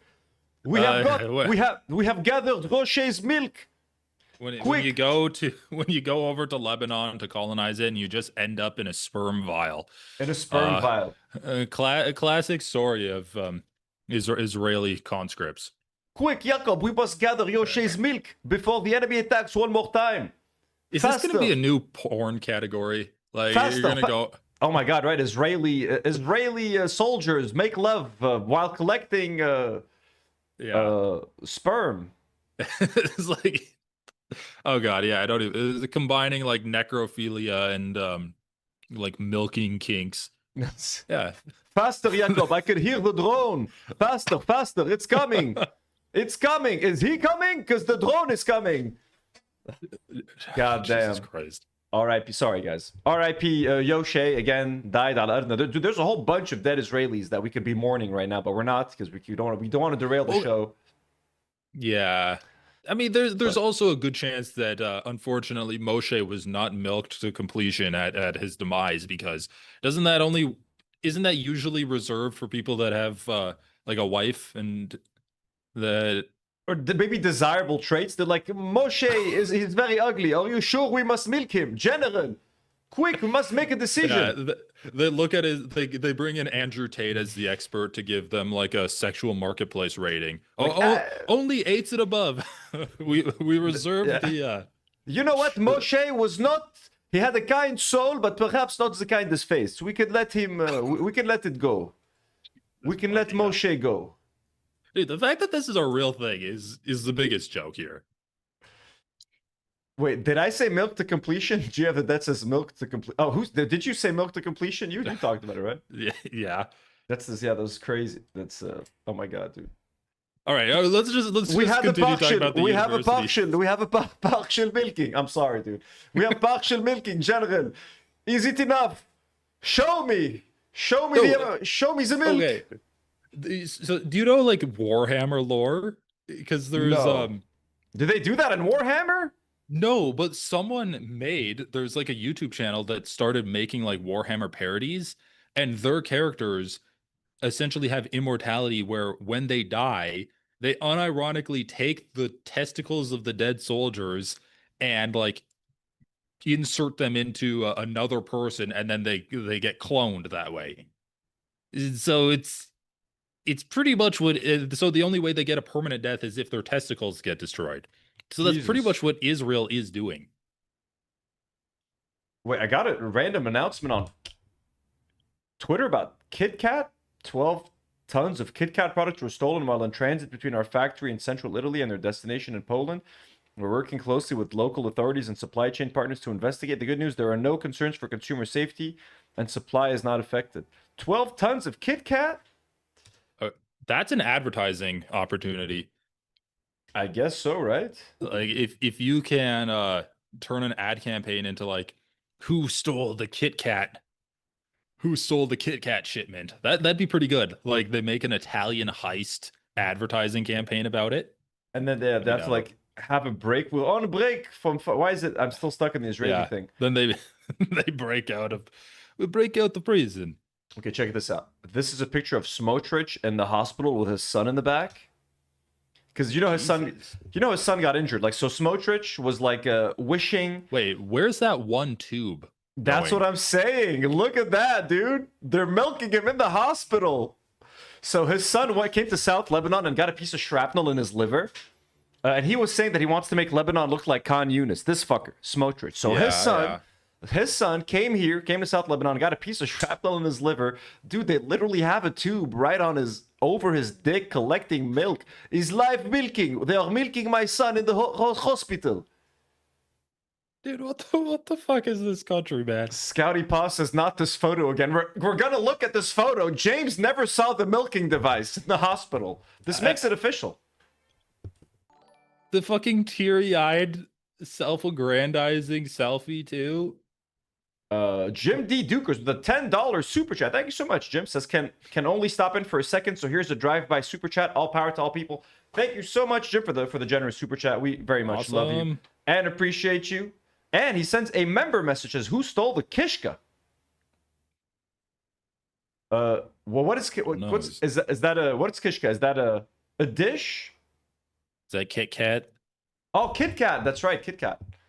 Wow. Who says kishka? Which culture? Libyology says your Israeli accent is too good. Well, thank you. I try. I've been practicing for the past 2 years. I had to make many Israeli impressions. We have Cold Stone Creamery here in Israel. We do not have Small, medium, and large. It's like it, love it, gotta have it. I mean, who gets to keep this milk? Who gets to keep this? By the way, like, I don't. This is gonna sound offensive, but like, I don't know what kind of hat he has on it. I'm guessing that's a traditional Jewish kind of. Oh yeah. I think I've seen that before. It's like a tiny little hat. It's like a miniature hat.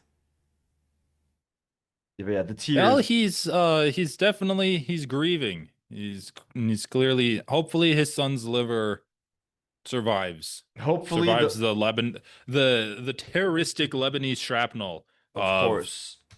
You know, and we don't mean that invaders. And we don't mean that sarcastically. We would love for Smotrich's son to heal and for that liver to heal up, you know. Bless him as they try to invade my country. All right, let me see what else. I had a couple. Okay, the universities. Folks, they might blow up our American universities here. Isn't that fun? Isn't that exciting? Good content for the channel, I guess. Right? Hey, wow, guys, live footage of a university. Should I start live streaming, like IRL streaming in front of bombing sites? And so, yeah, the American University of Beirut has put out this statement today: as out of an abundance of caution, we will operate fully online on Monday and Tuesday with the exception of essential personnel. Eve, you're bringing in the essential personnel? What? They're telling you they're going to blow up American colleges. Who needs to be there? There will be no instructional activities or exams on campus during those 2 days, but we're back on Wednesday. All good. Come on back. Well, also, I mean, we don't need to talk. This is a big thing. They killed more journalists, which is fucked, more Lebanese journalists, and they're using the excuse that they were Hezbollah terrorists, actually. They literally said that one of the journalists is guilty of, like, reporting on IDF positions and then, like, telling Hezbollah about it. But I'm like, aren't all journalists supposed to, like, report on where, like, enemy military is, like, entering their country? Like, isn't that part of the job? You know what I mean? Yeah, I know. It's just like, well, I mean, it's a continuation of the Gaza method, right? That's the same playbook that they used in Gaza. Declare that they're terrorists. If they're not terrorists, they're journalists that are working with the terrorists anyway, and so they should be killed either way. If any foreign journalists want to come in, sorry, you can't because of the dangerous terrorists that are in the area. And of course, the journalists that are only dying due to Israel. Dude, they've killed over 250 Palestinian journalists. So this guy's called Ali Hassan Shaib. The IDF put this out. They made a Photoshop of him in, like, military garb, dude, which this photo does not exist. They literally did a side-by-side, and they're pretending, they're literally saying, eliminated for years, Ali Hassan Shaib operated as a Hezbollah Radwan Force terrorist under the guise of a journalist. Turns out the press vest was just a cover for terror. Yeah. And then they have another status here. Let me read that to you. Eliminated Ali Hassan, Shab exposed IDF troop positions in southern Lebanon and maintained direct contact with Hezbollah operatives. So now, and then you have a bunch of other, like, weirdo Americans being like he's a terrorist or whatever the fuck. Like this guy, for example.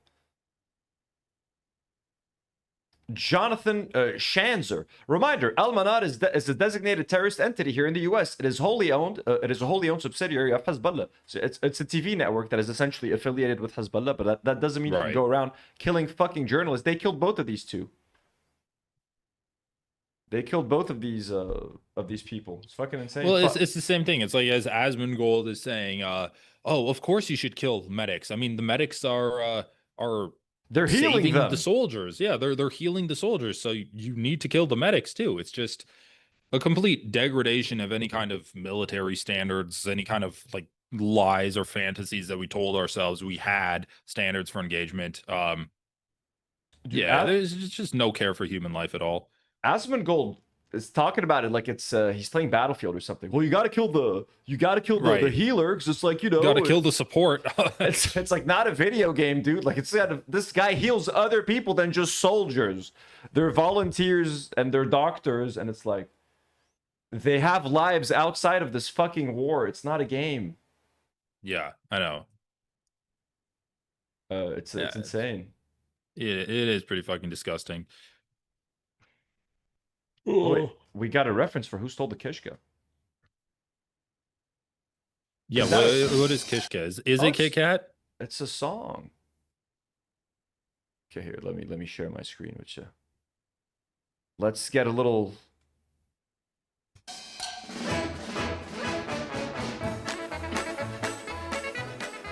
Oh. When was this posted? Oh, it's the Polka King. I saw a movie about this guy starring Jack Black. Interesting. The Polka King. I think so, right? Let me see. Yeah. 2017 film. Yep. But yeah, it was that old. Rise of Jan Luan. That's not this guy's name. This is Frankie Yankovic. There's a different Polka King? What the hell? Miles Murphy Cork says all beloved support to the resistance in Lebanon. Thank you. Fuck yeah. Let's go. The resistance has been having a good couple of days. I mean, look, Lebanon is always going to eat shit. Militarily, we can't compare it to Israel, but like they took out a whole bunch of Merkava tanks. They're taking out a whole bunch of IDF soldiers. Rest in peace. We're so sad. But resistance is doing good. They be resisting. How shit? ICE is gone from Minnesota. You guys are done with ICE? No, I mean it really has diminished in terms of size, but there is still an ICE presence, and like they're deporting like tens of people every single day from Minnesota. So it has definitely decreased in terms of presence, but it's still an issue. I mean, they're taking over. They're unconstitutionally like breaking into people's homes. Our legislature has recently gotten back into session, and some of the shit that has come out of there is mind-boggling. I mean, it's funny. It's a 50-50 split between the Republicans and Democrats in the state legislature, pretty much in both chambers, in like the House and the state Senate. And there's just been so many like kind of common sense bills, like let's make it illegal for ICE to enter people's homes without a warrant.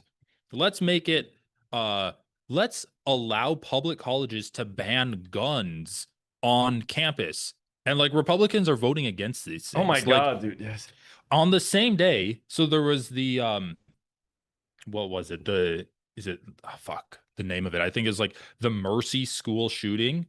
On the same day that they awarded like a medal of bravery to like an 8-year-old kid because he threw himself on his friend and got shot instead of his friend getting shot. They're giving him like the Medal of Honor or Medal of Bravery or whatever. The Republicans are voting against colleges banning guns on the premises, like public colleges, because they're like it could infringe on people's Second Amendment rights.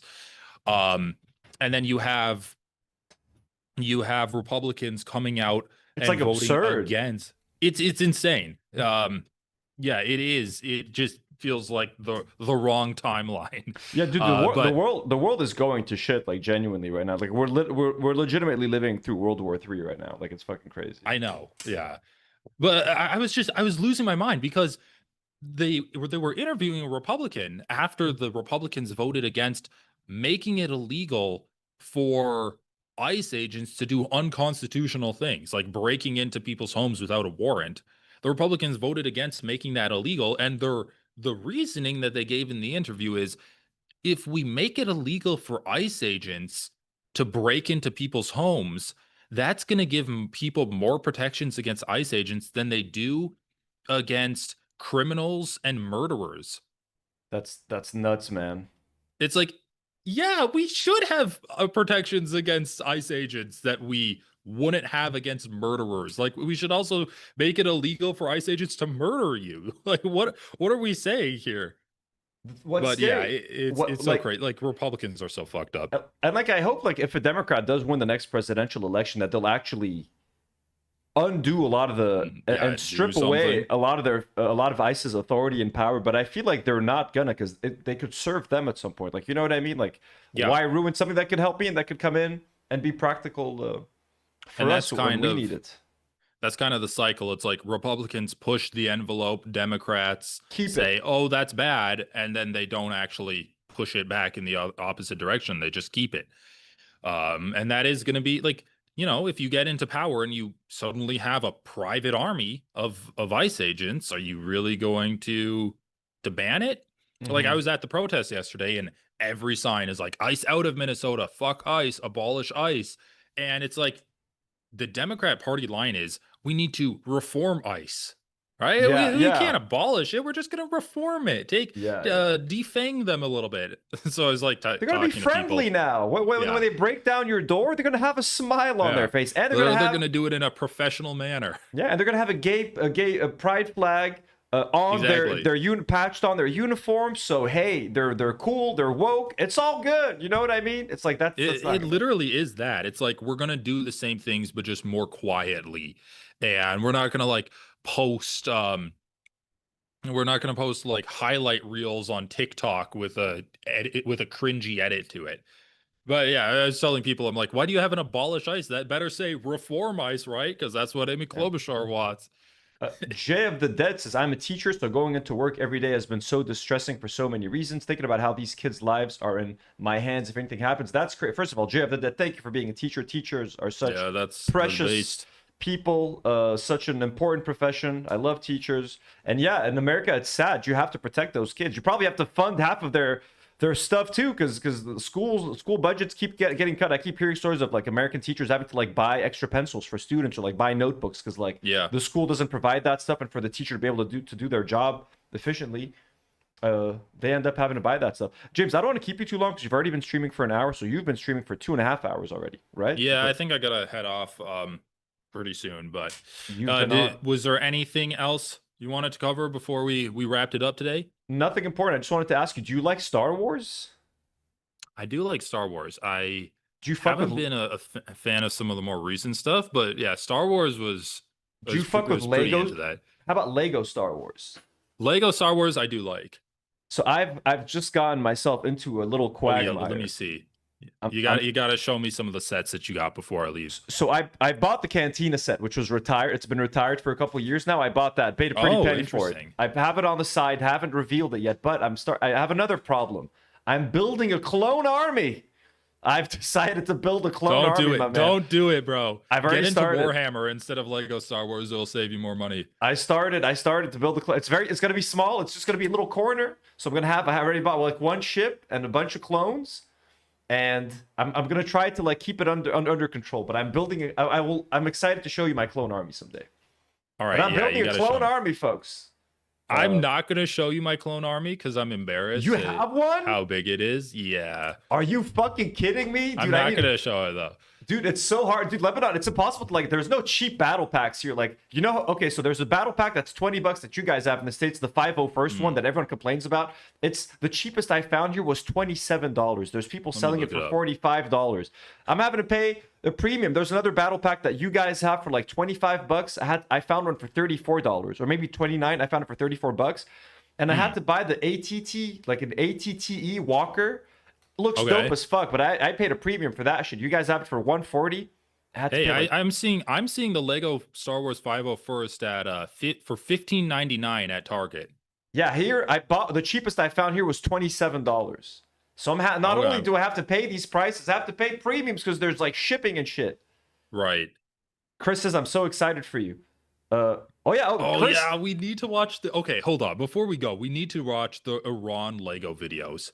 They're so fucking funny. Find a good one. All right, I'm gonna look for it. You read chats. Chris, I did get the Cantina. I'm gonna do a haul video soon. I'm gonna do a haul video of all the Lego that I got. My girlfriend also got me a whole bunch of shit as like a surprise. She got me amazing stuff. And I've ordered the One Piece. There's a lot of stuff coming, folks. There's a lot. I'm gonna do a haul video. Then we're gonna build all the shit live on stream. But yes, I'm building a clone army, and I can't fucking wait. And don't show me here. Send me pictures on WhatsApp of your clone army. I need to see this shit, dude, because I need inspiration. I have to take pictures of it. Do you have like the gunship, the transporter ship? I don't know. Maybe the one that flies. I'm not sure which one you're talking about. I forgot the name. The gunner.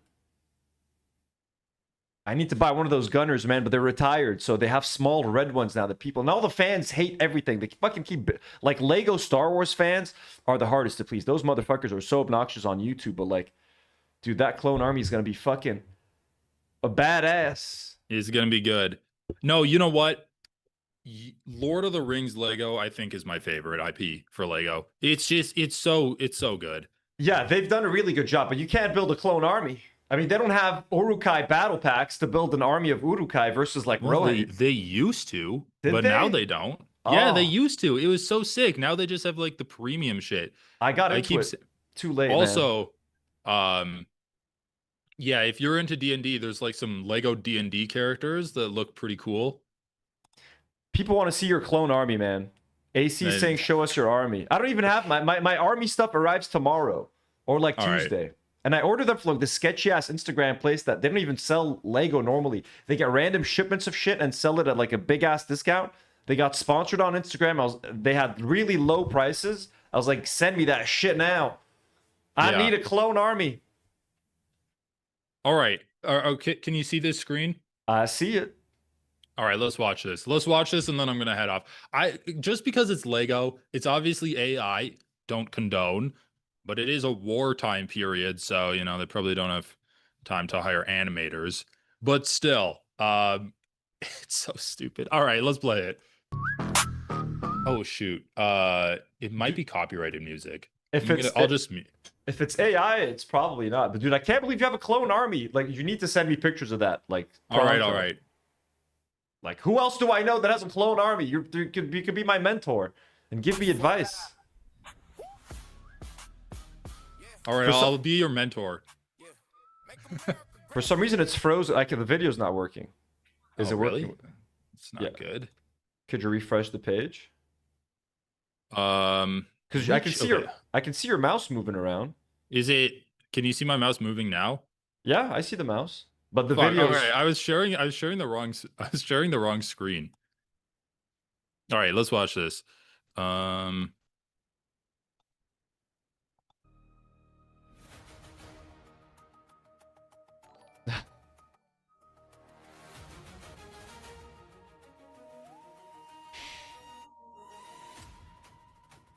Is that his coked up son? No, I guess this is in Iran. That's It's so weird because it's like, you know, not actually Lego, like they have fingers and stuff, but yeah, some of them look like they have like skin.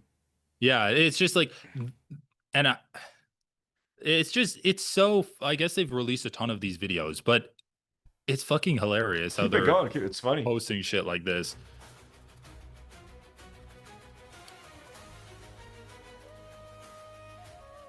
In memory, in memory of the girls of the Epstein files. Oh my god, dude.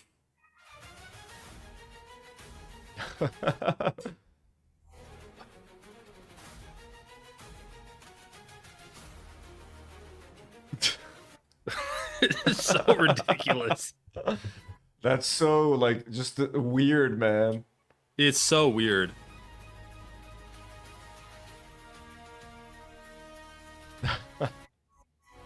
You got the sad soldiers. Yeah.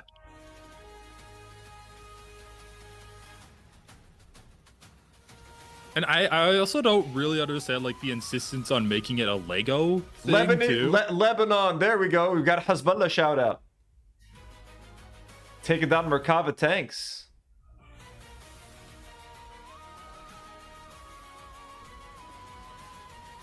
Dubai. Oh my god, dude. Citibank. A bunch of ghosts flying around in the UAE. Okay, is it because are they the ghosts of like dead people, or is it like it's a ghost town because it's empty? I don't know. Maybe it's a ghost town reference. Yeah, because there's nobody there, right? There's no one there. Yeah.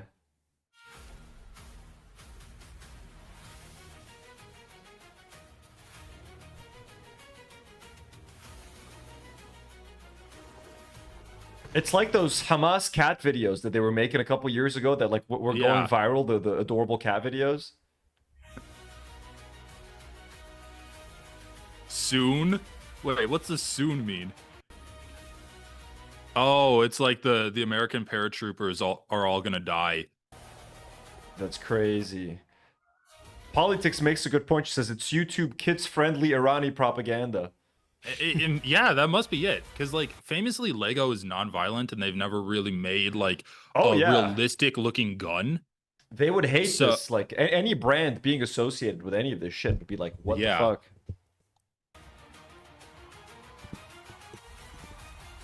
Even though they used to have Lego sets of like the Crusades and stuff, which is kind of crazy to think about. Yeah, that is crazy. By this Crusader who tortures people. That's nice. And then they had his right hand growing rotten. That's interesting too. This kind of reminds me of I just watched the movie The Substance. And the character was rotten in that one. That movie's crazy. Haley D sends a $2 super chat and says, "Oh shit, did y'all see Cash Patel got hacked?" I did. There was a funny video that leaked of him like dancing, but that's not him. Turns out that's someone else. But that was really funny. Yeah. And Chris James asks you, James, what is your D&D character? I am a paladin. Well, I haven't played D&D in a long time. The last like RPG game I played, I was on a road trip with some friends, and we were playing as like some bears that were trying to steal honey. That was kind of fun. I think I was a sun bear. And then the other thing was I was like a raccoon driving a race car, and it was like a raccoon racing game, which was interesting too. That sounds fun. RPGs on road trips with like super simple rules, pretty fun. I'd recommend that if you're on a road trip and bored. I concur. That is also very nice. James, we shall let you go. Thank you so much for sorry I was an hour late today. Oh, no problem. Thank you for I holding needed down to the stream, fort. so glad to get that time in. But yeah, next time we gotta have a full court and full court. We promise. If next we time can get Brittany on potentially, because we also need a woman, man. Yo, yeah. If you guys, we I could need try a woman to be on to this podcast. I could try to hit up Brittany like over the next couple of days. That way she has enough of a heads up, and we'll try to do it next week. Fuck yeah. All right. Well, peace out. James, talk to you later. Thank you so much. We'll talk to you soon. Boom. Peace out. Damn. It's just us now, folks. We'll wind things down together for a couple of minutes. I hate wearing headphones. And these are like the sound noise canceling ones, so it's like super intense. Feels like your ears are being cupped like Women in STEM. Yeah, we should have Brittany on. She's a great guest. Everyone loved having her on when she was on the fundraiser. And she's Assyrian, folks. She's probably related to me. We're probably cousins somehow. You know what I mean? Guys, there's so much Lego stuff that I want to talk about. The fact that he has an army, that's so fucking crazy. He has a clone army. He was telling me not to build a clone army. I guess he was speaking out of experience. Don't build a clone army, build Warhammer. It's cheaper. I'm finding out the hard way that it's expensive. I'm finding out the hard way. I need to get Breaking to help me build that. Guys, it's going to look so crazy. You guys are going to love it. I promise. Oh, by the way, if anyone lives in Lebanon, guys, I am selling some graphic novels over on my Instagram. I'm clearing some room. Okay, I got a lot of shit. Buying a lot of Lego. Okay, I'm parting with some things that I haven't even read. So if anyone wants some graphic novels, guys, I'm getting rid of the Thanos Imperative. Look at that. Isn't that random? What, did this just turn into Anthony sells and stuff? I just sold, by the way, Elias just bought 2 of my Teddy Fresh shirts and a Teddy Fresh jacket. I'm slowly but surely getting rid of my Teddy Fresh. Elias, my friend from Dark Souls, even though H3 have spoken out against me, they've tried to cancel me. They tried to get my YouTube channel closed down and mass reported. I got rid of 2 Teddy Fresh t-shirts, a Teddy Fresh jacket. They're going to look great on Elias. Let me know if any of you guys, I'm not trying to sell this to you guys. I just want to see if you guys actually find these cool. We got the Thanos Imperative. Look at that. No, Chris, not 18 plus. You dirty dog. I'm selling The Wicked and the Divine, an indie like series that I fucking hated, to be honest with you. This was published by Image Comics. I fucking hated this whole fucking thing. I don't know why I bought 3 parts. I figured like the more I read, maybe I'll like it. No, didn't fucking like it at all. Wicked and the Divine, Chapter 1, Chapter 2, Chapter 3. I'm selling all 3 of these for $30 together. Isn't that a sweet deal? I didn't like it at all, though. I got some Guardians of the Galaxy hardcover, Marvel, also graphic novels. Look at that. Hardcover.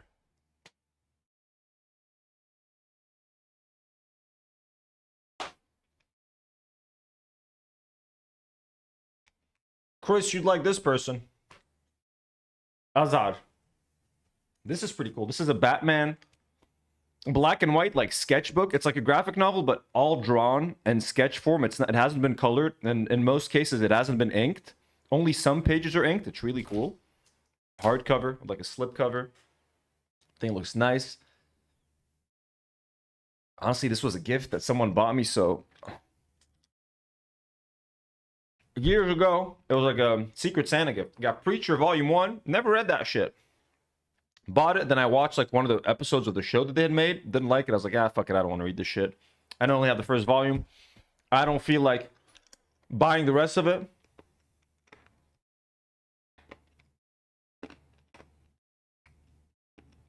No, it's not a coloring book.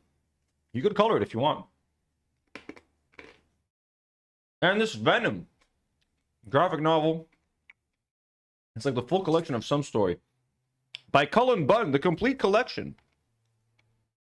Selling this as well.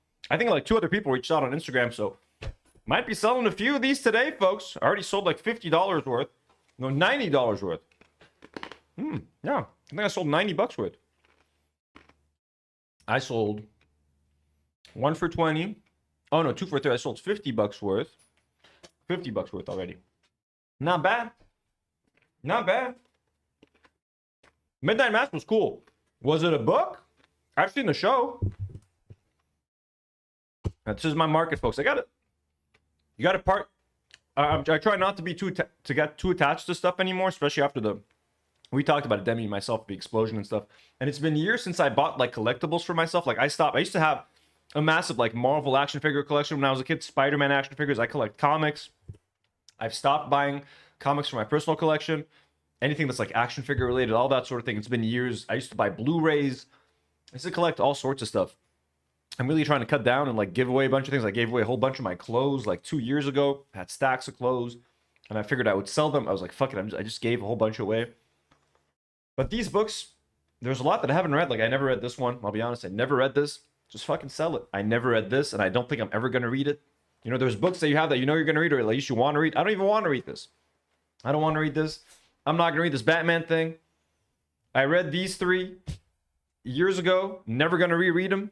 And like, it's not like a classic comic story that I want to keep. Like, I still have a lot of graphic novels, stories that I want to have, like the Infinity Gauntlet storyline, the Infinity War.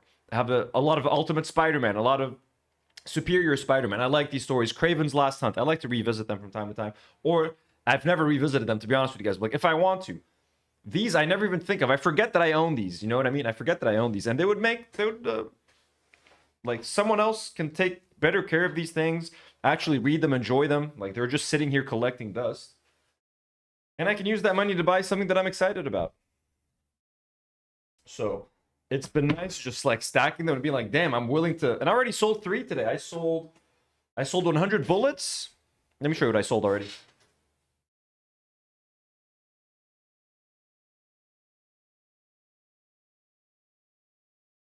And like I posted these online for just a few minutes, and I managed to sell them. So this is 100 bullets. This is by Brian Azzarello, who's a great writer. Or is he the artist? No, I think he's a writer. 100 bullets, volume 1. Managed to sell this. Volume 1 of Low, which I never read 100 bullets. So I see, like I used to buy a lot of shit that I'm like, I plan on reading this later, and I wouldn't read them. I never read this one. This I did read. Low, volume 1. This is fucking beautiful. Someone bought it. The same person bought 100 bullets and bought Low. Good taste. Friend of the show. And I sold this old. This is the 2016 Marvel Encyclopedia. Pretty clean condition. Sold it. Don't need it. I have some very nice like Marvel and DC like vintage like Copper Age books. They're like coffee table books. They're very nice. They're like shiny and stuff. I don't think this is very beautiful looking, honestly. I don't like the aesthetic, and I don't really need this. So, hey. Boom, boom, just like that. You know what I mean? Clear out some space.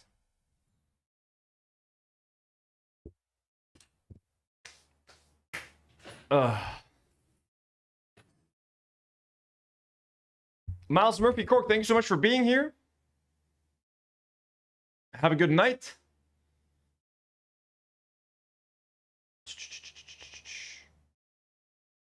Coffee tables are only big enough for so many books. I know. The ones I have are so nice, though. The Marvel, like, Copper or Silver Age collection and the DC one, those are super nice. And then there's a very nice coffee table book that I want to buy. Do you recommend any coffee table Marvel books? You Watson? If they're still available, yeah, they have, like, the Marvel ones. Look at this one, the Marvel Silver Age book. It's like an omnibus type thing. They're so nice. I don't know if they still sell them.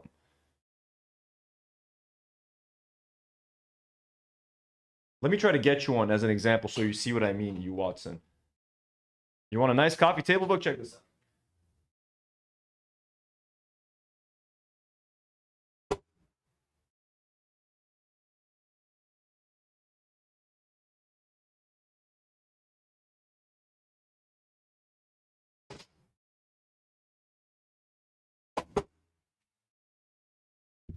Like this I would never sell. Never. I love this thing.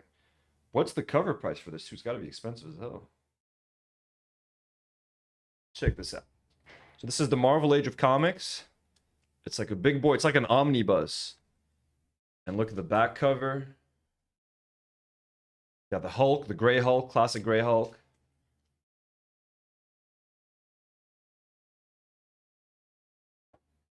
And just looks like a history of comics on the inside. It's beautiful. Now this one's a bit more expensive. This isn't cheap. This is a really big one. I have some cheaper ones at the entrance. Let me get those. Those are...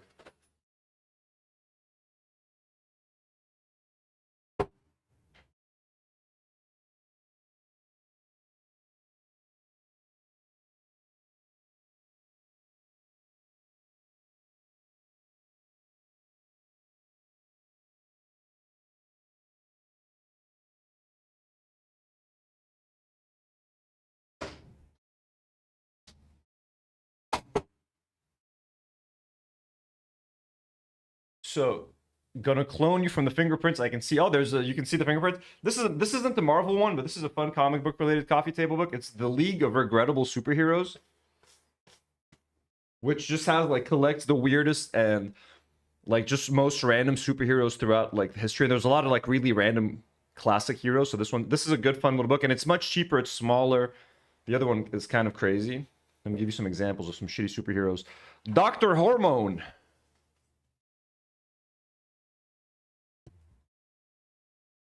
See? So it's got a lot of really random stuff in here. Yeah, I should scan some of these. Brain Boy. Look at this one. Brain Boy. This is a fun book. This one's kind of fun. This is definitely a fun book. Do they still sell this one? The League of Regrettable Superheroes?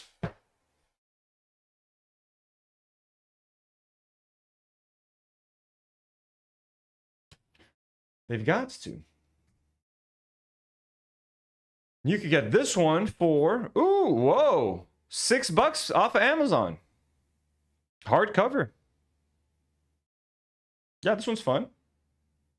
You Watson. I also have this one. This is not a Marvel coffee table book. It's just comics, a global history, 1968 to the present. Ooh, I need to bring my camera back here.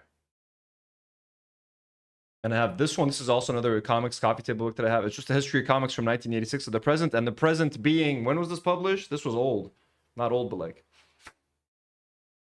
This came out in... When was this published?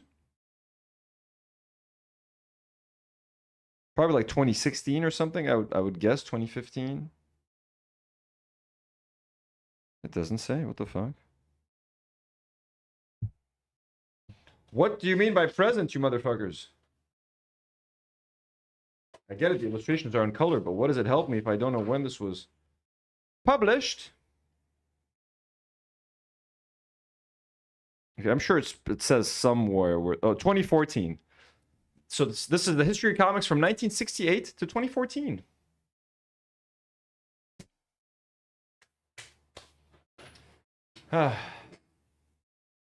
Hope you guys are enjoying this little random stream right now. Just having a little talk.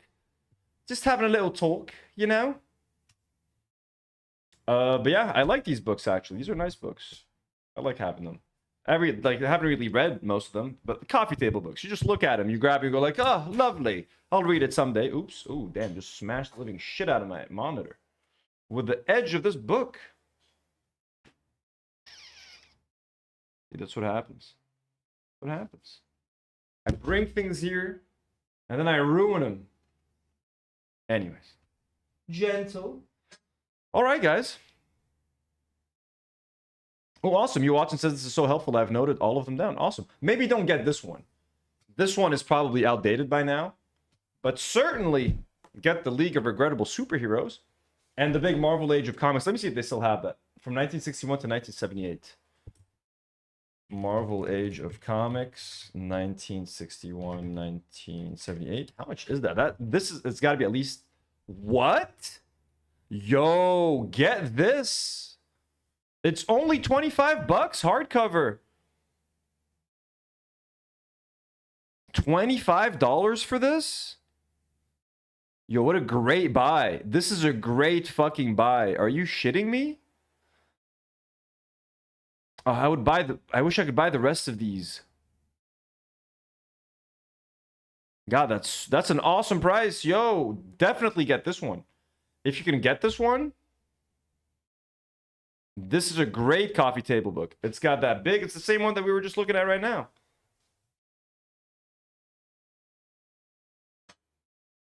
Look at the size of this thing. It's heavy as hell. This is really heavy. For $25 on Amazon? Yo, this is a really good price. God, man, I think they used to sell these in Lebanon for like $70 or something.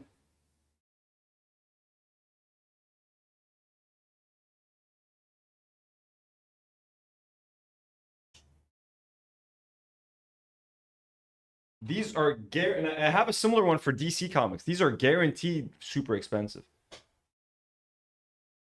Let me see how much these were in Lebanon, man. I'm sure there's like still a library that has these probably. Like Virgin or Antoine. Stuart NG books. How's it so cheap, dude? eBay selling it for $50. This guy's selling it for $75. What? Yeah, like guys, Libiology, thank you for being here. Yeah, even Brendan is saying it's a crazy price. It is fucking insane. Like, is it a small? Did they make like a smaller version of this or something? Is the 45th edition like tiny? But it can't be. Can't be.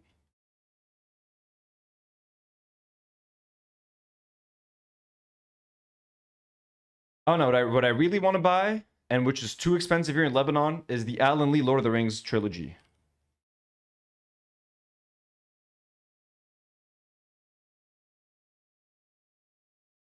I want to buy Alan Lee trilogy, Lord of the Rings. Is this the one? That's not it.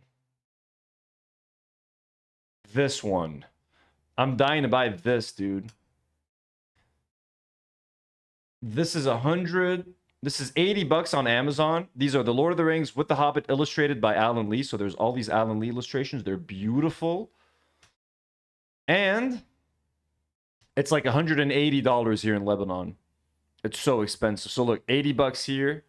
And then let's see in Lebanon. Lord of the Rings, Alan Lee, Lebanon. $184 here, bro. Everything costs 10 times more here. Look at this shit. $184 versus 80. 184, 84. 184, it's 80. Anyways, guys, thank you so much. We love you. Haley D, thank you for all the for the gifted subs. That was so fucking sweet. And thank you for all of the super chats. Everybody who donated, everybody who was here tonight. We love and appreciate you. You Watson says I can buy and report back. Well, I mean, sure. Hey, if you get it at a good price, do it. Should be a lovely gift for your loved one. Everybody, it was a super fun stream. We got to talk some Lord of the Rings. We got to talk some Lego. We got to talk some Harry Potter. A little bit of news. I'll be back with a stream with I think 2 more streams for the rest of this week. I want to try to get Nour and Karine and maybe Nadim here if you can come in. It was Nadim's birthday, so I want to try to do a stream with the crew, have them tell you about how their experience has been with this whole ordeal. Members, patrons, we love you. We'll be back. Yalla, have a great night, everybody. We'll see you very soon. And I'm going to use the outro, as always. Do not worry.